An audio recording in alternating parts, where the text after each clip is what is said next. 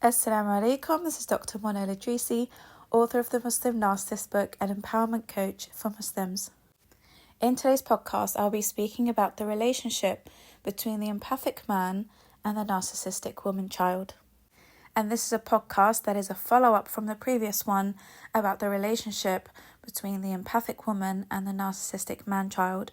So if you're a woman and you had suffered with, or you are suffering with a man-child, do listen to this one as well today, because there will be many things I will mention that also apply to the man-child. Okay, so there'll be some similarities between the two, but there will be other things that I'll touch upon that also relate to the man-child, but they will be better explained in this podcast, okay? So don't think that this one is going to be irrelevant to you because it's about a woman-child. It's great for everyone to learn about these personality disorders because too many people have them. Okay, you'll find that the majority of people now who have NPD or high narcissistic traits will be narcissistic man children or women children, and these are the narcissists at the lowest level.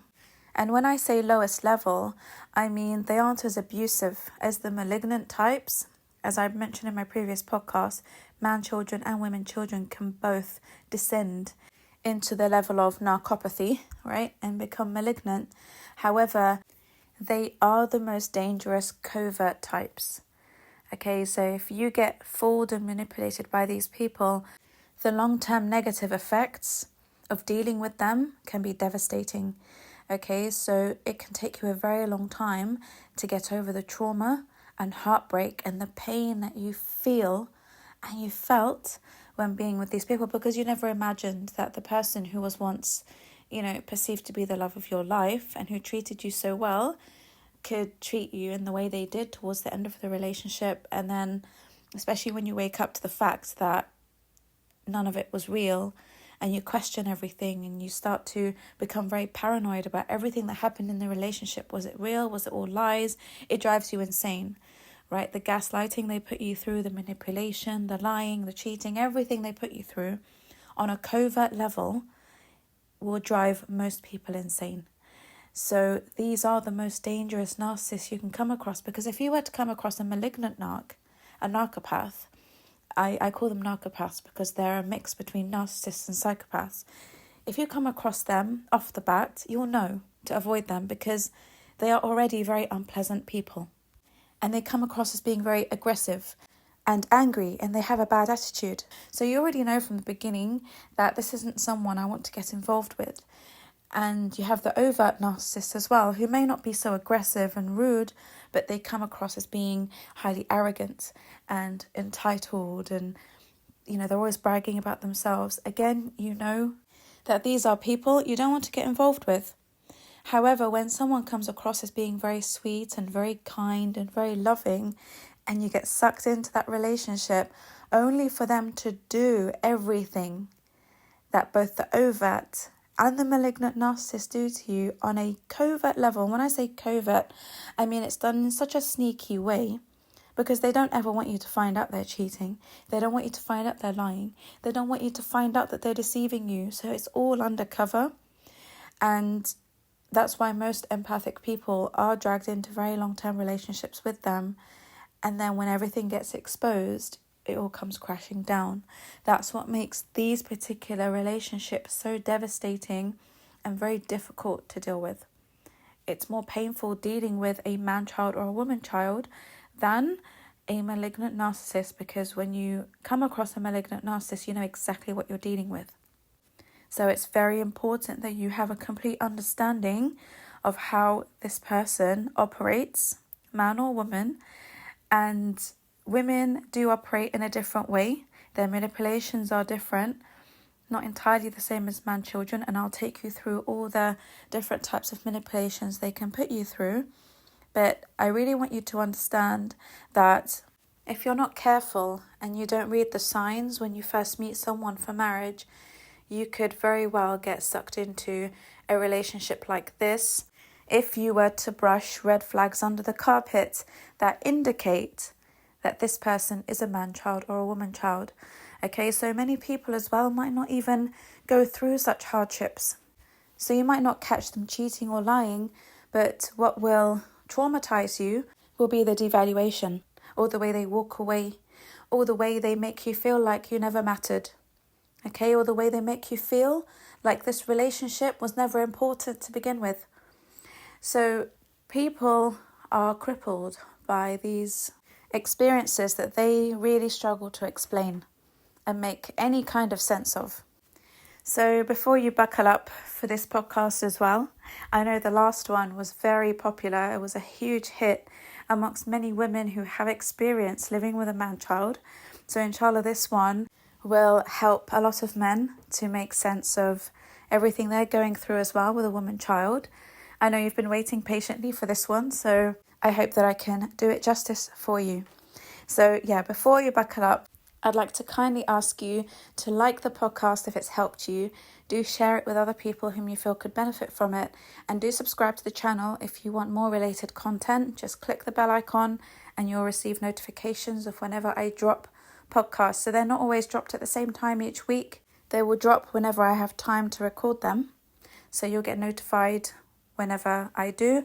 Or you can sign up to my newsletter, where I will send an email out informing people of when a new podcast will be dropped. So you can find that newsletter link on the website. And if you need one-to-one counselling and coaching, do reach out to me via the email below or the link below where you can submit a form on the website. And this sends an application for counselling and coaching. So if I do have any available slots, then I will get back to you with available dates. And of course, if you haven't read the book yet, The Muslim Narcissist, do grab a copy. And I promise you, you will learn so much about yourself and so much about other people. It will be your best friend for life, okay? So now that's out the way, let's jump into this podcast. So as I mentioned in the previous podcast about the man-child, you will find two different types of woman-child as well. So you'll have the one who is with MPD and the one who is without. So essentially, like the man-child, she is a small child in the body of an adult woman. And this will only apply to her personal relationships. Okay, so if she gets close with people, that's when they will see the child come out in her. But if she's dealing with people on a professional level, then they won't see that. Okay, they're not going to see her immaturity come out because she manages to disconnect emotionally from those people and only engage in the professional side of things. Now, the difference between the woman-child and the man-child is that girls can develop MPD far quicker than boys from a young age. So remember when I told you that young men from the ages of 18 to 22 can still be innocent man-children, okay, so they haven't developed MPD yet, but they still aren't pleasant to deal with either. So if you've got a teenage boy, you'll know what I mean. At 18, 19, 20, they can be really rude at home, but when they're with other people, when they meet the love of their life, they become putty, right? They become so different in their character because it's the first time they believe they've come across love. Okay, so they actually do get better. When they come across the first young woman who they fall head over heels in love with, that woman can change them for the better because they believe they found love, they believe they found stability and all of that. Now with women it's different, okay? With women it's different because even though men in this age bracket are still innocent, they're not out to ruin anyone's life, they're not out to deceive anyone or manipulate anyone, they genuinely want to change and get better, okay? And they hold on with all force to this woman whom they've fallen in love with as a life support machine to get better. Women are different. Okay, so normally it's not a man who comes into her life and who breaks her heart, who changes her. That's the codependent woman. Okay, the codependent woman who turns toxic, that happens to her. And I'll explain this in the podcast, inshallah, about toxic codependence. But with narcissistic women, it doesn't usually involve another man. Okay, it doesn't involve any of that because their narcissism starts way before the age bracket of 18 to 22. So a man-child who is ruined by his first love because she cheated on him or left him for someone else or she married someone else, whatever the reason is, that will be the start of his villain story. Okay, that's when he escalates into MPD. But a narcissistic woman who would have started off like any other child as an immature girl, would have escalated into MPD from a very young age. And when I say young, I mean from the age of 10. Okay, 9, 10, 11 years old.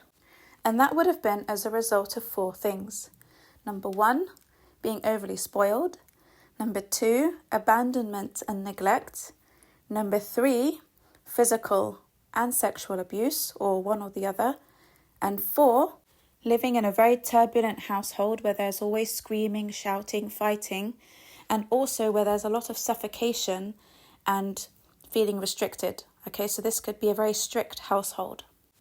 So if the girl was a golden girl and she was always put on a pedestal, especially if she was beautiful, okay, if she's the most beautiful of her siblings or she's the most fun of her siblings, if she was put on a pedestal by her mother or her father or both parents and she was given loads of princess treatment, and in many cases these women grew up in homes that were financially well off. So she got spoiled with many things and treated like a princess because of how much she was put on a pedestal for being so beautiful. Now, if she comes from that type of home and that type of upbringing, and remember, this type of upbringing as well includes lots of freedom, lots of luxuries, okay, lots of holidays and treats and toys and, dresses and all of those things. Everything she wanted will be given to her. If she comes from that kind of upbringing and you wish to marry a woman like this, all I can say to you is good luck.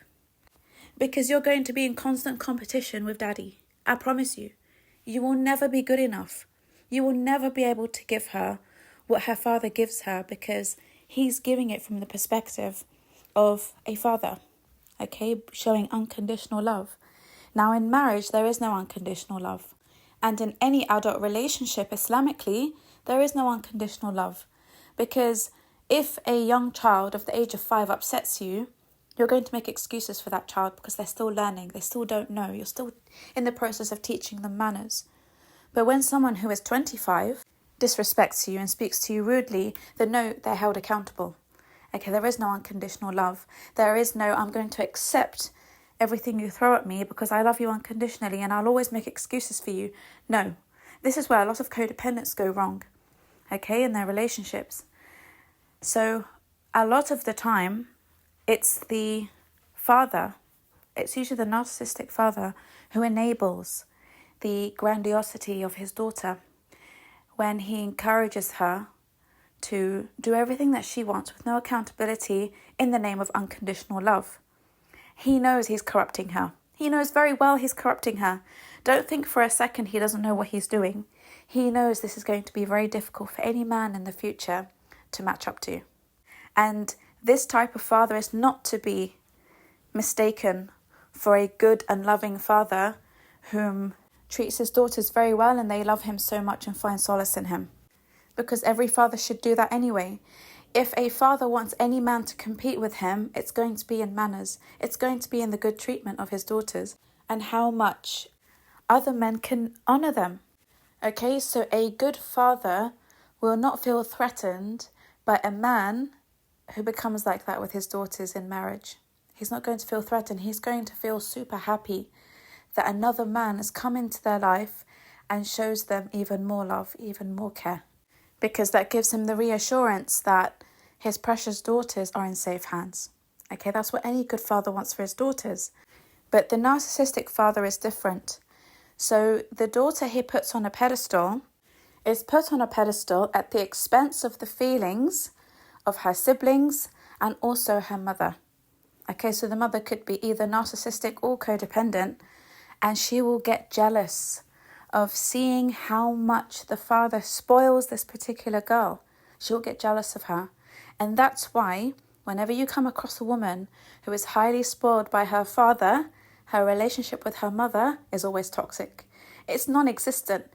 They don't like each other. They've always got issues. But she loves her dad. Okay? The father has used her as a pawn to manipulate her in his marriage to her mother. And it's the only way he can really get under the skin of the mother by giving all his attention, energy, love, time, everything she wants from him. She sees that he gives it to her daughter. and she gets jealous of her daughter and she starts to take it out on her daughter. Okay, so that's why the relationship between mother and daughter is always bad in these relationships. Now, if it's the other way round, where it's the mother who is spoiling the daughter and not the father will be codependent here. And he will really dislike how his wife keeps putting a particular beautiful child on the pedestal. He hates it. He hates how she flaunts her all over Instagram and TikTok. He hates how she's always bragging about her and showing off, and she's the one who, she spoils and she lets her get away with everything in the house, everything bad, everything disrespectful. The mother lets her get away with it because this little girl is her trophy, right? Her social trophy. Look at me and look what I've managed to produce. Look at me and what I have. And so what happens in this relationship is that she becomes incredibly close to her mother on quite a strange level. Okay, she's too close to her mother, and they don't like the father. They gang up on the father. And the father is the villain in their story because he's the one who is trying to maintain some discipline, some law and order in the family, and they have no respect for him. They wipe the floor with him in the house. Okay, they're always ganging up on the codependent father. There's no respect for him. And so they always end up doing their own thing. They overpower him because of his weakness, and that comes from his codependency. And they go about doing whatever they want. And that's why you find these pages on Instagram, for example, of a mother and her daughter, and they're both influencers, for example. And it's more often the case where the mother believes she's good looking and her daughter is good looking. So they try to attract followers and fame by creating pages where they're always together. Okay, they're always doing plastic surgeries together, facial treatments together. They're always in spas and traveling all over the world and shopping here and there, because it's like, look at us. I'm the mother. I look so young for my age. People say that I look like her sister, and they live off those comments. They thrive off those comments. And the father is nowhere to be seen. Nowhere to be seen. No one even talks about him. No one hears about him. He's completely out of the picture because to them he's very irrelevant and only beneficial as a source of supply. So he might be sending them money, he might be giving them some sort of benefits, maybe allowing them to do whatever they want because he's codependent. That can be a heavy source of supply for a narcissist. So they want to stay married, they still want to remain under one roof as a family. And so being married to a man like this enables them to get away with everything they want because he's so codependent. Okay, that's a source of supply. So during her upbringing, she is only told to focus on her looks. She's only taught to focus on superficial things like getting her nails done, makeup tutorials. That's how she spends the majority of her time, just watching makeup tutorials and fashion videos and keeping up with the Kardashians, because that's what her mum does as well. If she's the one dancing around in TikTok videos, then what are you going to expect the daughters to do? Okay, they're going to copy their mother. So she gets them to focus on the superficial. She gets them to focus on narcissistic things that gain them fame, gain them attention, that get them money, right? They use their beauty to climb the ladder in their career, in their social life, maybe to get a husband, okay? Because these people don't want to work. Remember when I told you the man-child and the woman-child are incredibly lazy people. They want what everyone else has in the easiest and quickest possible way. Okay, so they rely on their looks to get them there. That's why they focus so heavily on their beauty. And that's because it's taught. It's taught to them to do that by the mother and sometimes by the father. So tell me where and when they will ever learn about maturity, about decency, about how to regulate their emotions, about how to make sense of everything in the world, how to make sense of everything going on in the family, how to make sense of them being put on a pedestal while the other siblings are held accountable for everything else. They are not given the space or the education to learn these things from a young age, so they believe it's okay. It's normal to deceive people. It's normal to hurt other people's feelings to get what I want. It's okay to stab my siblings in the back and lie about what they've done to me so that I always come out as the victim And I'll always get believed for it because I'm the beautiful one. I'm the one who's always put on a pedestal. You see, there's no emotional intelligence. So they grow up believing that they are special. Right? I'm a special one. I'm a special case. I'm exempt from everything else that people are held accountable for and that people are punished for. So they never become emotionally intelligent. They have no idea how to read people. They don't know how to deal with people in a social context. They just believe that if they are beautiful and they are smart and they are always put on a pedestal, they don't have to work to gain people. They don't have to work to maintain friendships because everyone wants to be around the beautiful people, right? Have a look around you. Doesn't everyone fall at the feet of beautiful people? Why should they ever work on themselves? Why would they ever do the inner work?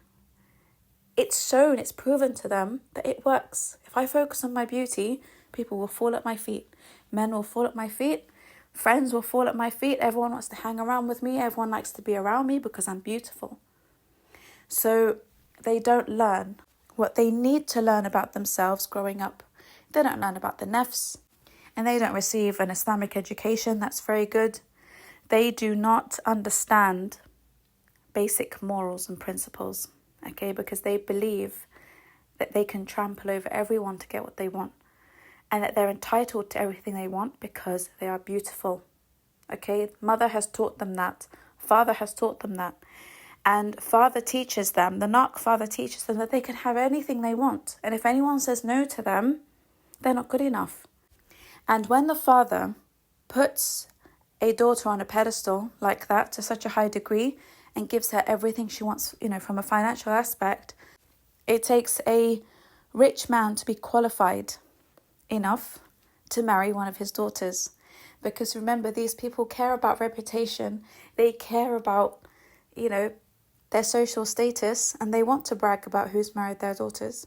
They want to brag about your status and how much you have and what you own. So if you're not rich, you'll never be good enough. And even if you're wealthy, you'll never be good enough. You'll still never compete with dad. Never. Okay, she owes all her loyalty to her father, no matter what you do. Okay, I've seen women complain about not getting the Mercedes they wanted when they asked for a specific model from their husband, and the father said, "No worry, darling, I'll buy it for you. Don't worry about this husband. Anything you want, I'll get it for you." How does that make the husband feel? No matter how rich you are, if the father is richer than you, you'll always suffer. I promise you'll always suffer, because she will always go to him to give her what you can't give her, and you'll always feel rubbish about it. Okay, I've seen it happen. I've seen it happen many times, where the women always go back to dad crying. "He didn't give this to me. He didn't buy me this. He didn't do me this." And the father said, "It's okay. No worries. I'll buy it for you." Next day, she's got a brand new Mercedes that you couldn't give her. And it emasculates men. Okay, it's very difficult to please these women. So this learning happens from a very young age. And I say from a very young age because sometimes you see these Instagram accounts of mothers with their 9-year-old daughters, 10-year-old daughters, and these girls are already so narcissistic in their attitude, in their arrogance, in the way they look at people. They look down on other girls who aren't as pretty as them. They believe they're so pretty and, everyone else is jealous of them. You're only 9. But the mother fuels that, right? She's like, "Yes, this is how you're going to learn. This is how you're going to get a good husband. This is how. And you're not going to be wealthy if you care about the opinions of people. Oh, to hell with the opinions of people. To hell with everyone who thinks you're arrogant. No, you do you, because it works. Are people falling at the feet of ugly people? No, they're falling at the feet of beautiful people. This is how they're raised. So this is the overtly narcissistic woman child, because she's got no emotional intelligence and she doesn't know how to regulate her emotions. She doesn't know how to maturely resolve a conflict or solve a problem. And she doesn't know how to react appropriately to an issue or anything that happens in her life. So you will find 99% of men who deal with women like this, okay, the overly spoiled Barbie girls, I promise you they will all tell you these women are psychos behind closed doors, okay? She gets upset at something minor, screaming, shouting, tantrum, threatening to kill herself. She can't regulate her emotions, and so they're so dramatic. Okay, they become so erratic, dramatic. God help you when she's going through PMS. Because all those jokes, right, about women turning into monsters during their PMS, it comes from her, right? She's the stereotype. It's from her. Because women who don't know how to regulate their emotions will be overly dramatic when they're going through a very difficult emotion. Okay, when they're feeling anger, jealousy, envy, bitterness, resentment. If they're feeling any of those emotions, they will blow it up times 100. Okay, times 100. And you're like, whoa, what the hell happened to you? Just calm down. Why are you acting so erratic? Why have you turned into some crazy woman? Just chill. We can talk about it, but they can't because no one taught them how to, right? These are the most unhinged women when it comes to emotional regulation, okay, and any kind of emotional intelligence. So they turn into a 3-year-old toddler having a tantrum every time something goes wrong. They will cry uncontrollably, sob over their makeup going wrong. They will sit and sob their heart out over it because they don't know how to get out of that state of being a child, because that's where their emotional development stopped when it came to the regulation of their emotions and how to express their emotions in a healthy way. So if they were faced with a difficult situation or experience when they were children, mummy or daddy was always there to save the day. The parents wouldn't let them learn how to deal with that situation, so they would just cover up the need for the child to learn. So for example, let's say this girl was bullying other girls at school. Okay, she was being really mean and nasty to them. And the parents of these girls complained to the school, and the teacher, called the girl in to speak to her about it, saying this is wrong. This isn't acceptable behaviour. You can't be bullying other girls in school like this. It's not nice. Now, because she's never been disciplined, right? She's never been spoken to like that. She's never been told off. She has a meltdown. How dare you speak to me like that? My mom and my dad, they never disciplined me for anything. So she has a complete meltdown. She starts crying. She starts playing the victim. She goes home and complains to her parents. The parents get angry. How dare this teacher upset my little princess? They brush it aside that she's the bully and that there is an actual problem here that parents have come into the school to complain about, but they don't care. No, it's not my daughter who's a bully. It must be your kids. Your kids are the ones with the problem. And my daughter never lies. My daughter told me that it's your kids who are bullying her. And they stand up for their daughter.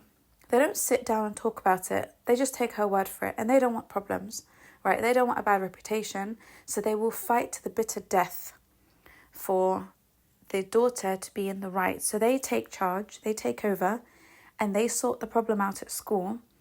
And the actual issue doesn't get dealt with, okay? Because she's still a bully. She's still got a nasty attitude towards other girls in her class. So she feels, I can get away with it. Mommy or daddy will always come to save the day.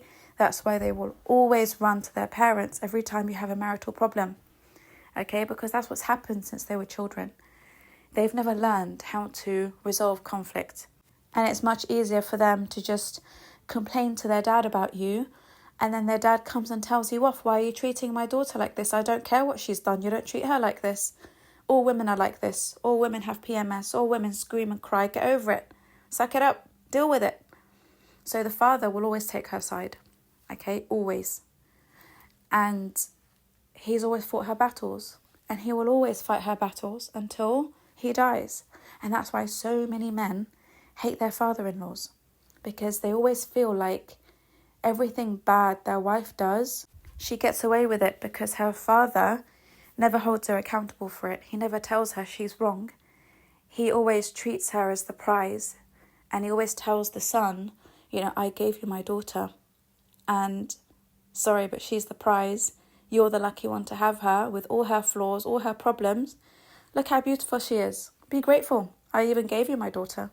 That's his attitude. And if it's the mother who's the narcissist, then she will have the same attitude as well, but she will fuel her daughter into making the wrong decisions sometimes. If she's jealous of her daughter, this can happen many times. She will advise her wrongly until the whole marriage falls apart. That's one side of it. The other side of it is that she teaches her daughter how to be more controlling of you, how to deal with you, how to manipulate you, because she's done it with her husband. So if you have a woman-child wife, very immature, reckless, careless, and she has a narcissistic mother, look at the father. Look at your father-in-law. If he's a meek man who's lost all power, he's got no control over anything in the home, he's got no respect, and no one gives him two looks, that's going to be you in the next 20 years. This is how it starts. That is going to be you, because your wife is being trained by her mother how to make you like her father.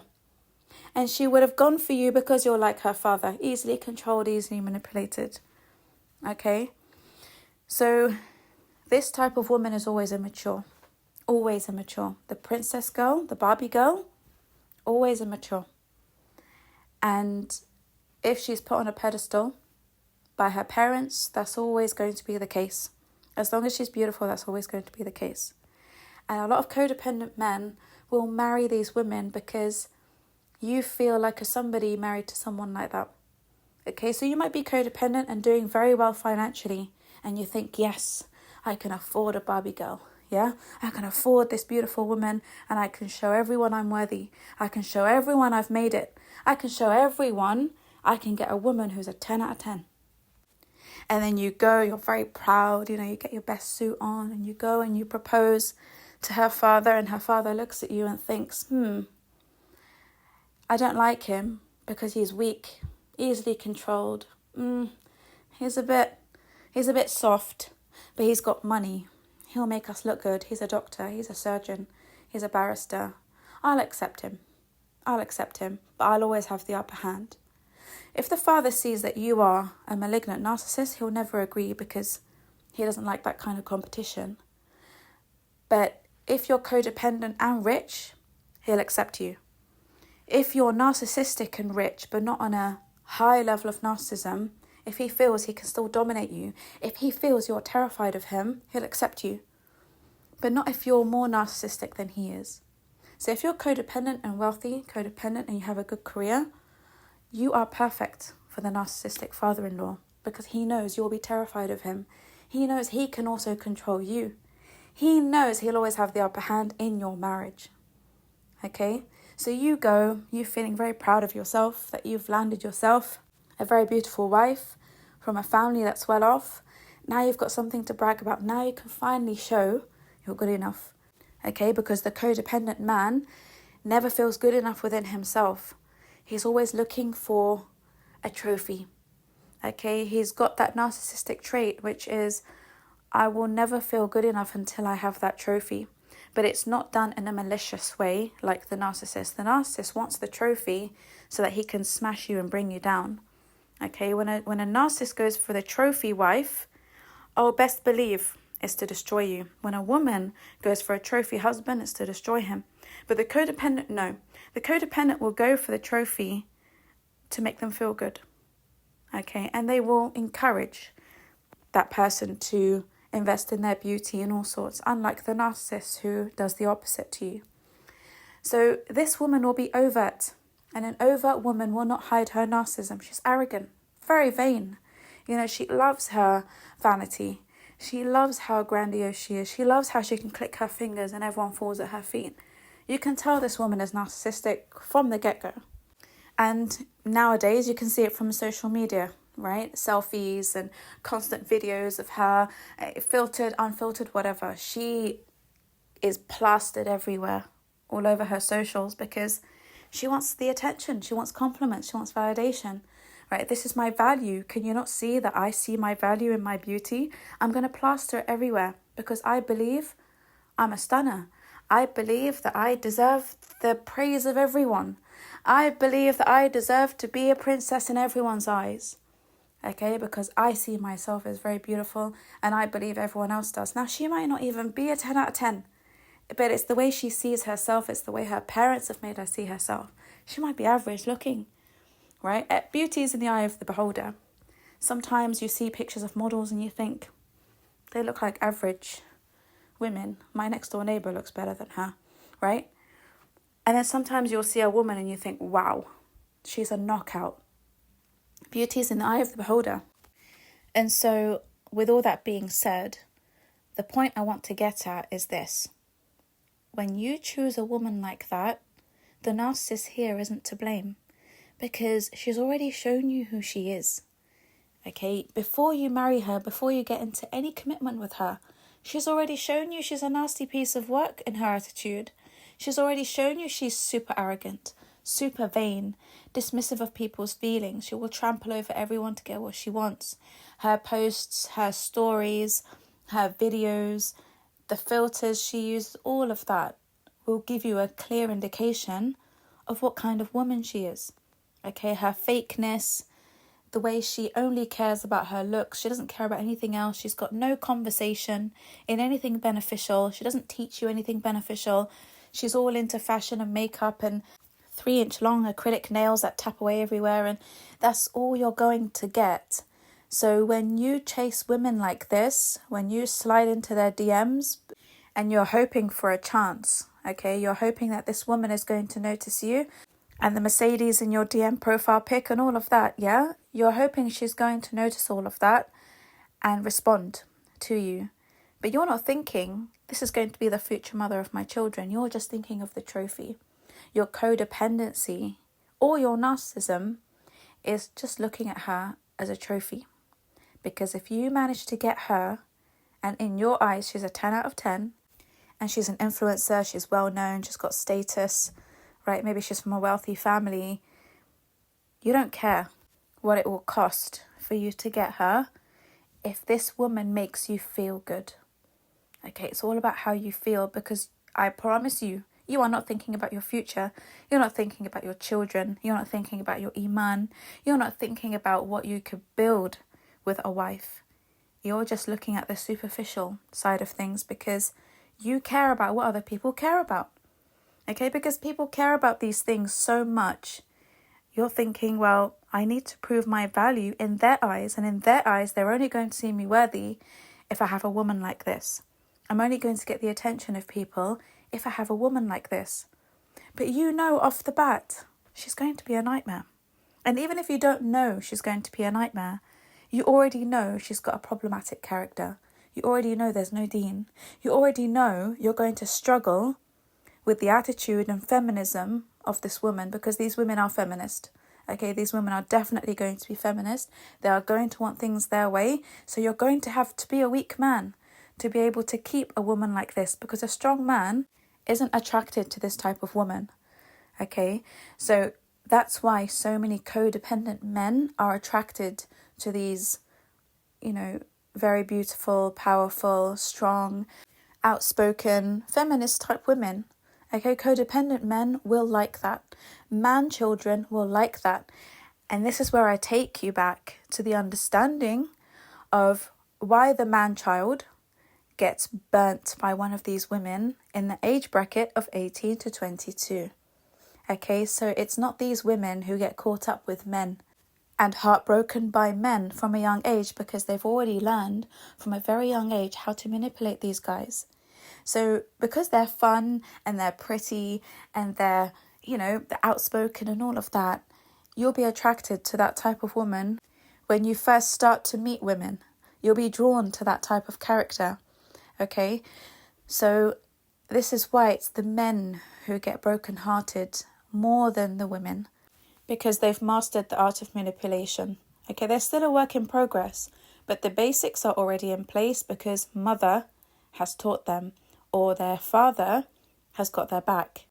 All right, so that's why so many codependent men get brokenhearted, and why so many man children who are still innocent, they get brokenhearted when this woman leaves them for someone more alpha, leaves them for someone richer, leaves them for someone who's got a better car or who has a better job. Okay, because they're always looking for supply. This is how you know that women in the same age bracket are far more narcissistic than the men, because this is what they leave people for, and it emotionally cripples the men. Okay, a lot of men, I'm telling you, they turn at this point. They turn because they invested their all into that woman and they wanted to learn how to be better. So if you're in that situation where you've been burnt by a woman child before, this is the reason why. If she's overt, okay, if she's very confident, if she's very loud, if she's very fun, then this is what would have happened. Because these types of people get bored very quickly. Okay, they're used to having everything they want. So imagine when they stop finding any enjoyment in the toy they have, they'll discard it for another one, a better one, the upgrade. They always do. This is one of the core characteristics of these people. They discard people like old toys, and you will always be seen as supply.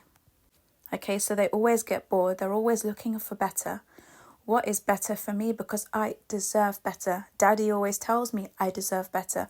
Mummy always tells me I deserve the best. Okay, if they're constantly being told that because they're so spoiled and pampered, then watch out. Okay, you're going to get discarded eventually. And men learn that from a young age brutally. Okay, it's because of these women. And if they were with a codependent woman who just got fed up of them, they didn't want to deal with the man-child anymore, then the heartbreak would have been bad, but not as bad as what this woman-child would have done to him. Okay, it wouldn't have been as bad. Because when the woman-child discards you, it's brutal. It hurts so much. And usually it's out of the blue, or the betrayal is out of the blue, and it's just too painful for a man to deal with, especially if he's not been taught how to regulate his emotions, process his emotions, understand, express himself, all of that. If he doesn't know how to deal with any of that, he's going to have a complete meltdown, a complete emotional crash. And from then on, he won't know how to deal with women. And he won't even bother learning. But what he will learn is how to manipulate them. So he never feels like that again. Okay, that's why the man-child starts off on that footing. And unfortunately, that attitude ruins the rest of his life. Okay, he jumps on a very dangerous train with his qareen, and they both work together to destroy the rest of the women who come in his life, because he simply believes that good women don't exist. No matter what you do for women, they're never happy. No matter what you do for women, they'll always cheat. And the same thing happens to the codependent man when he gets tied up with a woman like this, especially if he's put in so much work to have her. Okay, he's really gone to the moon and back to do everything she wants, to satisfy her, to make her happy. And after all that, he's still not good enough. After all that, she still discards him or betrays him or prefers to be with her dad over him. It can be devastating. Okay, absolutely devastating. The more a man invests into a relationship with a woman whom he really wants, especially if he sees her as a trophy, the more he invests, the more painful it's going to be when he gets discarded. Okay, because these women will discard you. The overt narcissist will easily discard you. It's the covert narcissist who reverse discards you. But the overt narcissist like this, who is overly confident, arrogant, all of that, they will be quick to discard you when they see something better. Okay, and this is why so many men crash, hit rock bottom, when they deal with a discard from one of these women, because they go back to feeling worthless, as they depended on having her to improve their self-worth, self-esteem, their social reputation, the way people see them. They depended on that. That's what makes you codependent. Okay, you depend on other things for your self-worth. You don't look within you. And so when someone like this leaves you, after all the work you've put in, after everything you've tolerated, after everything you've been patient with, they just leave you and discard you? Yeah. You would have preferred to have gone 10 rounds with Mike Tyson in that ring and be punched about than feel that pain of this woman discarding you. So I'm going to list a number of things that these women children do to men when they are married to them. And it's just to create an awareness of what men go through. Okay? Now you can apply this to your mothers, your sisters, your daughters, yourselves, and maybe your friends as well, so that you can gain a deeper understanding of this personality disorder. But for the purpose of this podcast, I'm just going to keep it to the romantic relationship between empathic /codependent men and the narcissistic women children.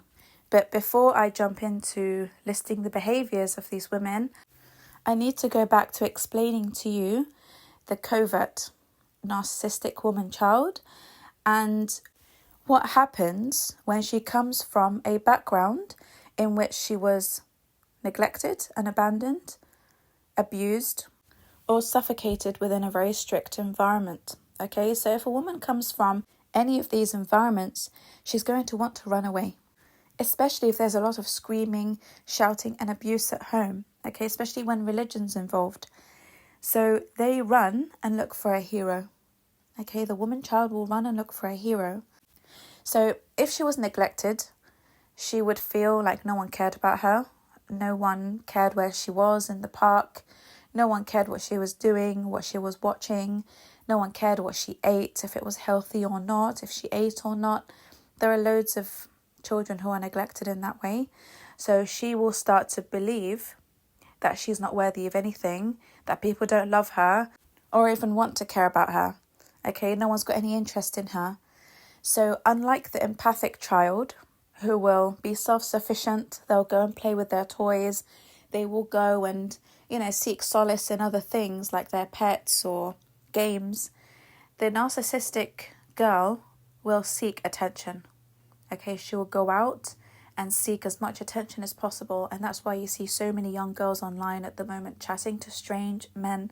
You've got to be careful because a lot of this happens. And they excessively seek attention from boys at school, from their friends. They want to be popular. They want to be, the center of attention. And they will do things out of character to gain that attention. And that can include lying about so much, like coming from a rich family or, my father's this or my mother's this. They will lie to get that attention. And if they're blessed with beauty, then they won't really have to do much, okay? Because everyone at school wants to hang out with them. Everyone at college wants to hang out with them. So it's easy for them to get attention for their good looks. And more often than not, they become the ringleader, right? In all their friendship groups because she's the best looking one. She's the one everyone looks up to. So she finds a place where she can feel confident. She finds a place now out of the home where people look up to her and put her on a pedestal. But because of the jealousy and rivalry there is amongst women, this type of woman will find it very difficult to maintain friendships. Okay, so she's in and out of friendships all the time because of the constant competition, bickering, gossiping. She stole my boyfriend, oh, I wanted her man, she took my man. All those stupid petty dramas keep happening in her life because of the constant competition. Okay, so she's after stability. She's after someone who's going to put her on a pedestal long term, right? The long-term source of supply, the codependent man. So this type of woman is going to seek a lot of stability in you. If you've got stability, she'll gravitate towards you and she will manipulate you to have it. Okay, sometimes a woman's source of supply is just stability, even if she's not attracted to you at all. Now, if she was abandoned by her father at a young age, let's say her parents got divorced and maybe he got remarried and moved to another country, or he just stopped visiting her, or he's lazy with visits, or he just completely disappeared, she's going to have a very deep wound where she will not trust men at all.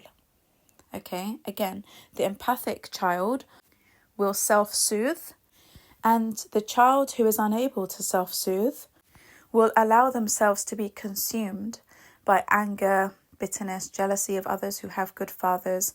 All of those emotions, they will bubble up inside these girls until they completely shut down emotionally. Okay, again, they've got no one to talk to. They've got no one to help them regulate their emotions. There's no one to whom they can express these feelings to. They keep them inside and they build a very high wall emotionally so that they never get attached to somebody. Okay, because in their minds, in their childlike minds, they're thinking, if my father can leave, anyone can leave. If my father doesn't love me, no one's going to love me. And if my father didn't want me, no one is going to want me. So I have to do something about this. And I need to find a replacement for my father. Okay, I've got no father. I need to find a replacement because that's my solution to this problem. The solution is not to sit here and talk to people about my feelings. No, there's an easier solution.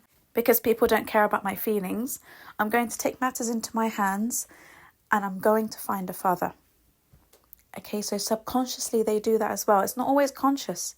Sometimes this is subconscious, which is why they always find themselves gravitating towards men who are just like their fathers. Okay, so they are gravitating towards their comfort zone. Their comfort zone is, this is my father, but I want a better version of him. I want the kind, loving, patient version of him. But he will always have, the man she likes will always have the energy of her father. He might even look like her father. Remember what I said about the man-child? When he goes for women subconsciously who look like his mother? Yeah, women do it too. Okay, it happens a lot. And women don't realise this until years later in therapy, that they have spent many years of their lives attracted to men who have the energy of their father or look like their father, but they are the better version of them. Now, these women look for the opposite of codependence. Codependents look for the same father. Okay, so if their fathers were abusive, they gravitate towards the same abuse that their fathers inflicted on them. They don't look for the better version. Codependents gravitate towards men who are just like their fathers in every way. But the woman child knows she's actually smarter. She goes for a man who is her comfort zone, but gives her what she was missing out in her childhood. So even if she wasn't abandoned, she might have had a horrible father, abusive, reckless, careless. She will make it her mission in life to find a good father. Okay? Whereas the codependent goes for the same father. And that's why so many codependents end up with narcissists. And why women children who are narcissistic end up with the nice codependent and empathic men. So if she came from that background, being neglected and abandoned, then she will look for a man who is going to be her father. And that's why you end up parenting her in the relationship. It becomes a parent-child relationship. Because what she liked in you were all your paternal qualities. The same way a man-child will gravitate towards a woman who has maternal qualities. Okay, she will do the same with you. She's not looking for a husband. That's why these women cannot be wives. Every man who has come to me for counselling has complained how the woman does not want to be a wife. She doesn't know how to be a wife. And they complain that they have to raise these women, okay, because they're so childish and so immature. They don't know what to do. They don't know how to clean up after themselves or to take care of a home. They're irresponsible. You can't depend on them. And they just have an attitude of teenagers. Okay, it's constantly like this in these relationships. So you'll find that every time you ask for wife duties from her, she's not very enthusiastic about it. She's not going to enjoy intimacy with you because in her mind, you're her dad. In her mind, you are the dad she's always looked for. The dad who's always going to stay. The dad who is pampering her and spoiling her and giving her everything that she needs. Because she managed to activate the hero syndrome in you. Okay, when she first met you, she told you everything that happened to her. She told you about the father who abandoned her. She told you about how she was neglected. So the hero syndrome came into action, okay? You're excited now. You now feel masculine and alpha and, oh, I'm going to save this woman. I want to be her hero. I want to give her everything she never had. Well, yep, you turned into the father she never had. Okay, out of your love for her and your desire to make her life better, you turned into her dad. And that's what she loves about you. And she wants you to stay that way. She doesn't want to be your wife. She doesn't want wife duties. That's when all your problems happen. Every time you ask for them, that's when she kicks up a fuss. That's when she makes her excuses. That's when she has her tantrums or her sulks. Okay, or she'll flip it on you, project things onto you. Or she'll create a problem to get out of intimacy. She'll create a problem to not do X, Y, Z that you need her to do because they're wife duties. But in a parent-child relationship, you guys work very well. Very well. And that's why the best part of your relationship or your marriage will be the fun part, okay? The childish part. The part where you see her vulnerability. The part where she just wants loads of cuddles. The part when she just wants, affection and just to be held and all of that. Those will be your favourite moments with her, because that's when she is given the space to be a child. So you see her for the woman she really is. And that's when her glow comes out. Okay, but when you expect her to step into the role of wife, everything goes dark. It's like a dark cloud just comes over your marriage, because it's not what she wants to do. That's not what she signed up for. And she doesn't know how to tell you. And you start to get offended because she doesn't want to sleep with you, or she, like I said, she'll make excuses to get out of it. And it's not because you're unattractive. It's not because there's anything wrong with you. It's because her psyche has been programmed to see you as dad. So she's not attracted to you in that way. And unfortunately, this is why so many narcissistic women, children cheat on their husbands, because they see their husbands as their fathers. And then when they go outside the home, they see attractive men who they feel sexual attraction to. That's when they cheat. So they have everything they want at home. The husband will give them everything, and they will have a life they never had before. Okay, luxuries and holidays and gifts and a large monthly allowance that they can spend on whatever they want. They've got freedoms to go out with their friends. They can do loads of things because the husband is bearing in mind that she's never had this life and I want to give her the best. Okay, that's when you're married to someone who's good. So what happens here is a man will be crushed and completely devastated when he finds out one day that the woman child betrayed him. This doesn't always happen, by the way. Don't get paranoid. It doesn't always happen. But it does when the marriage reaches breaking point. Okay, when she becomes very distant, when you are pushing her to become a wife, pushing her to go to marriage counselling, and you're holding her accountable. You're telling her, if you don't fix up, if you don't become a wife, then this isn't going to work. Now she's panicking. She's panicking because she doesn't want to be a wife, but at the same time, she wants the stability. At the same time, she wants to stay at home. And she wants to keep everything she's got because she knows it's brilliant. She knows it's great. However, you've caught her talking to other guys. And when I say betrayal, it doesn't always have to be a sexual relationship or anything like that. It could just be catching her out, speaking to other men, DMing them on Instagram, WhatsApp, whatever it is. Maybe flirting with men at work. When they do that, it's genuinely because they find attraction out of the home. And they kind of enjoy that attention they get from other men. Because they don't have those feelings for you at home if they see you as father. Now, they will engage in intimacy every now and again, but you can tell they're not into it. You can tell it's not something they really enjoy and it's more of a duty. It's almost like they've got to switch their minds off to be able to get through this experience with you. Okay, but they don't really want to do it. You can see it.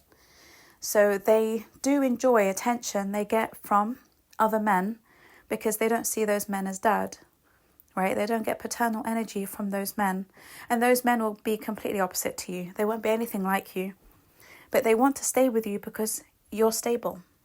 Okay, they're used to their fathers being very unstable, or their fathers abandoning them, or their fathers moving them about all the time from country to country, city to city. They're always moving house, always moving schools. There's no stability. Women who come from backgrounds like that will always look for a man who is stable if she is narcissistic, because narcissistic women are smarter than codependents. And when these women find a man like this, they rush marriage. And how do they convince these men to marry them? They activate their hero syndrome to make them feel like, wow, I'm a man. If I take care of this woman, I'm good. I'm sorted. I feel like I've done something good in my life. Right? I'm going to take care of this woman. I'm going to put my all into this woman. I'm going to give her everything she never had. She activates that in you, as I've mentioned before. And she also seduces you with her beauty. So this is the narcissist tool of manipulation.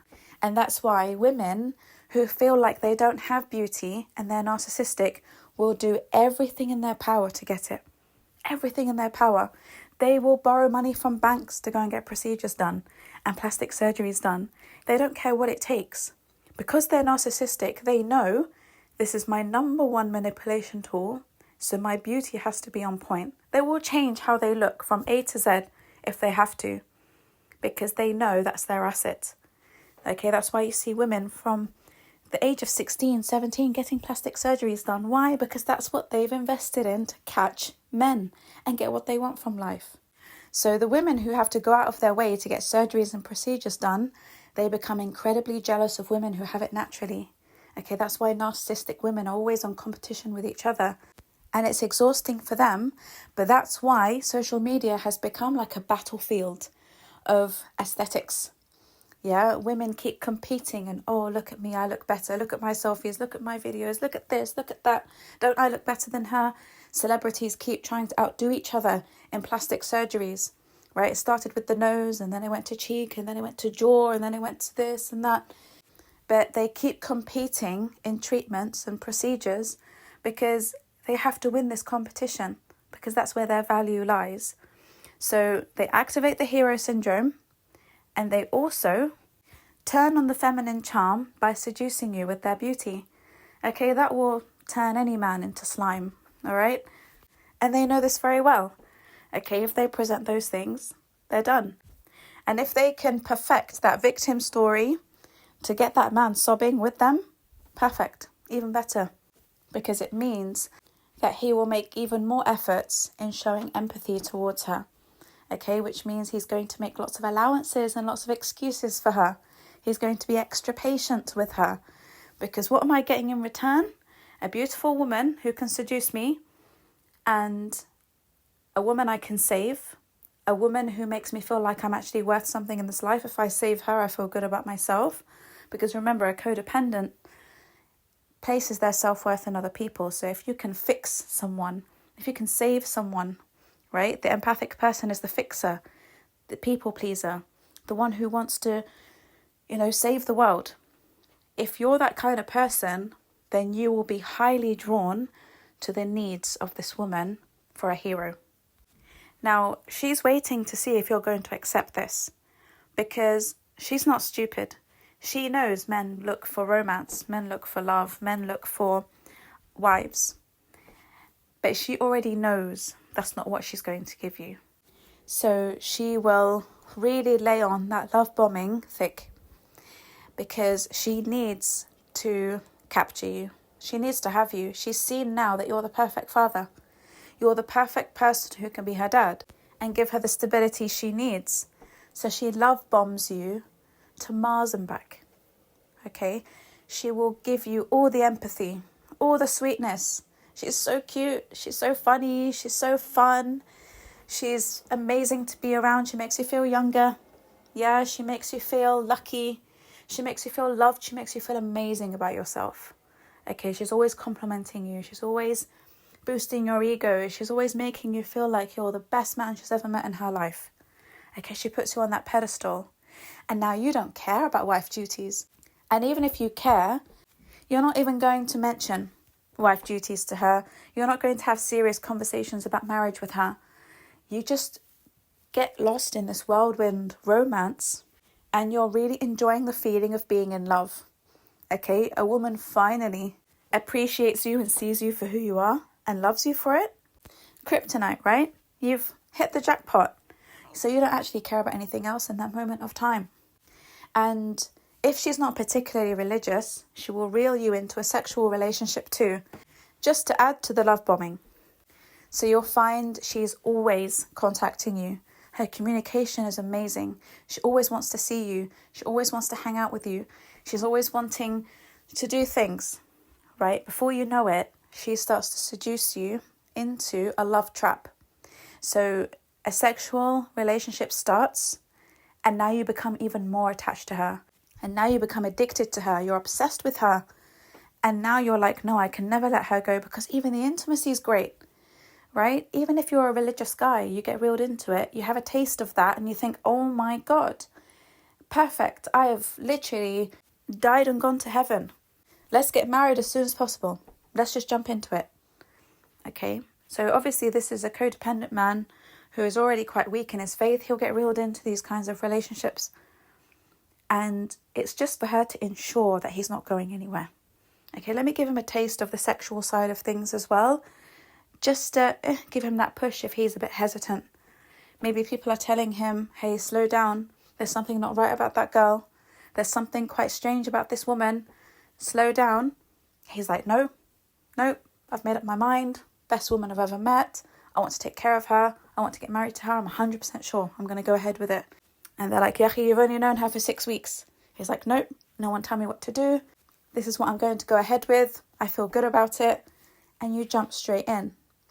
You jump straight in and it's a different story. Okay, it's a different story. So in a nutshell, you're basically living with someone who you have to parent, and at the same time she wants her single life, and at the same time she can't be a wife to you. Okay, so you're dealing with those 3 dilemmas. Now every time you think it's not working out, I think I got it wrong, I think I need to exit this relationship, she love bombs you with the intimacy that you had before. She love bombs you with the sweetness and the feminine touch, as she comes out in her nice dresses again. She gets comfortable in the marriage, not dressing up for you. She looks like a tramp most of the time. She doesn't make any effort for you because she gets comfortable in her teenage state, in her childlike state.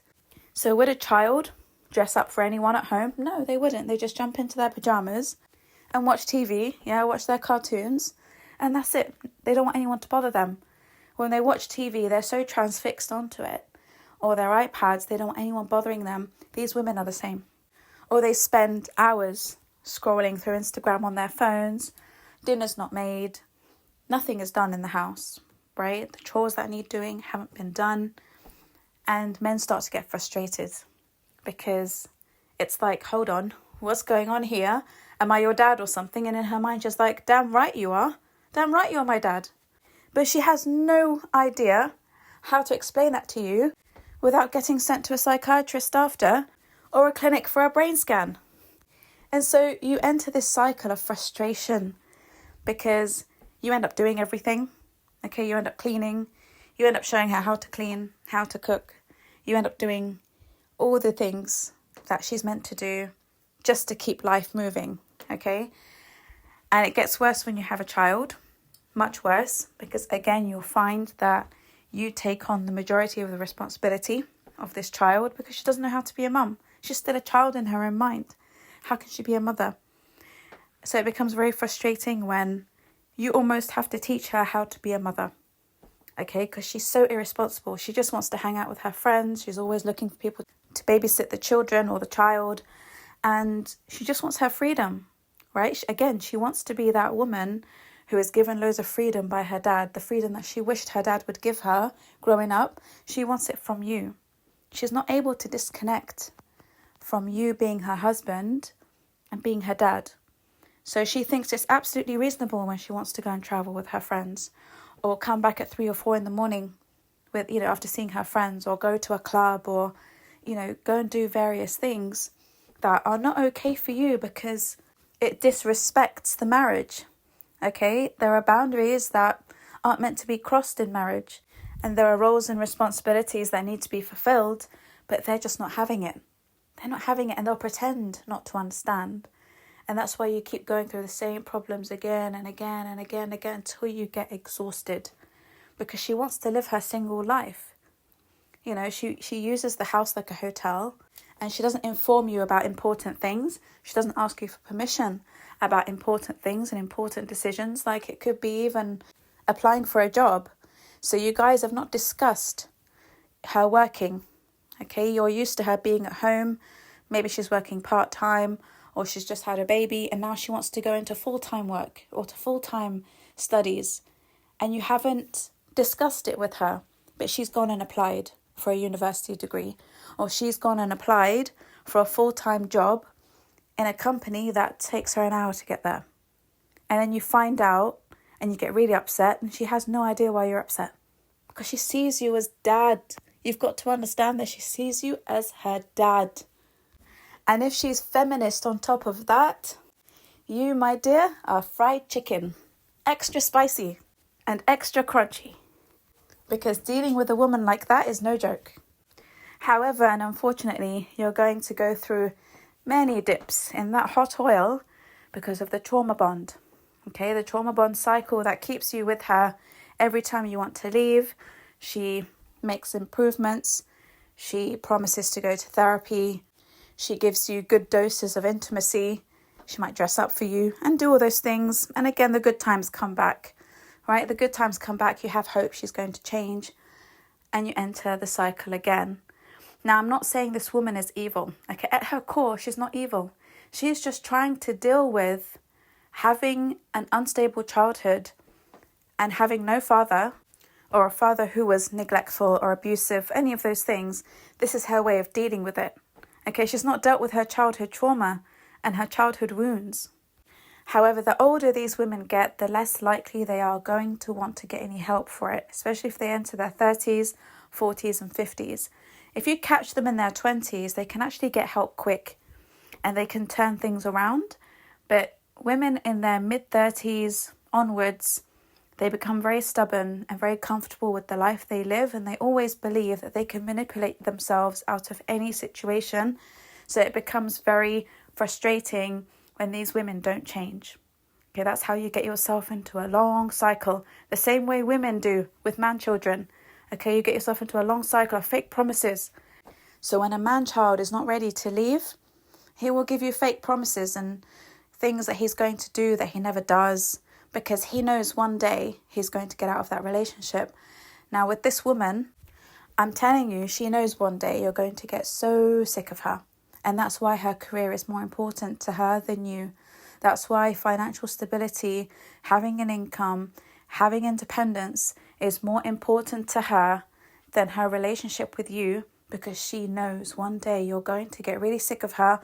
And when you decide to leave, because remember, the man-child and the woman-child does not leave you.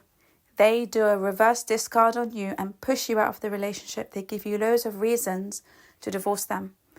When you eventually leave them, they're fine, right? They've got their wings to move on with their life. They've got their job, their career, everything is in place. So there's no loss, because they know eventually they're going to lose you. Eventually you're going to wake up and be like, I don't want to be this person's father anymore. I want a wife. You know, I want to feel like a husband. I want to feel respected. I want to be loved. And I can't get it from this woman. I'm done. I'm exiting this trauma bond. I'm getting therapy and I need to get out of this situation. Even if I've got children, I can't live like this. I can't live like I've got an adopted grown adult in the house as well. So they anticipate that you're going to leave them, especially if their father has abandoned them. They wait for the day when you abandon them like their father did. Now, I'm not saying this to make you feel bad and to make you feel sorry for them. No, it's just how their brain operates. It's how it works. So they don't care if you're suffering, as long as they get what they need. So the man-child and the woman-child, they just present a facade. They pretend to be what you need. They pretend that they're going to be someone whom they know they're not going to be. So that feminine woman, you know, the one who dresses nicely all the time, the one who's giving you really good intimate experiences, all of that, they know they're not that person. That's why they give it to you so quickly and so heavily in the beginning, because people struggle to be consistent in all of those things. It's not realistic to be that heavy in love bombing, especially when it doesn't come naturally to them. Okay, so when something comes too heavy and too fast, that's a red flag. Okay, it's a red flag. Can this person be consistent in this behavior? No, it's just not realistic for someone to be like this all the time. So take a step back when you see someone, you know, be overly eager to have you, be overly eager to marry you, and they want to waste no time at all. If you start to feel trapped, then be careful, okay? Because a lot of women will blind men with beauty. Loads of men get trapped by beauty. And I've actually recorded a podcast about how codependent men, especially, get blinded by women's beauty, even when they see every red flag under the sun. Okay, please go back and listen to that podcast. It's number 56, and it's called God Tells Us Why Many People Will Be Attracted to Narcissists, okay? So if you haven't heard that one yet, please do find the time to listen to it. It will blow your mind. Honestly, you won't ever look at people the same way again. So moving on to the third category, which is women who were raised in very abusive households and were perhaps sexually abused as well by a family member or someone else.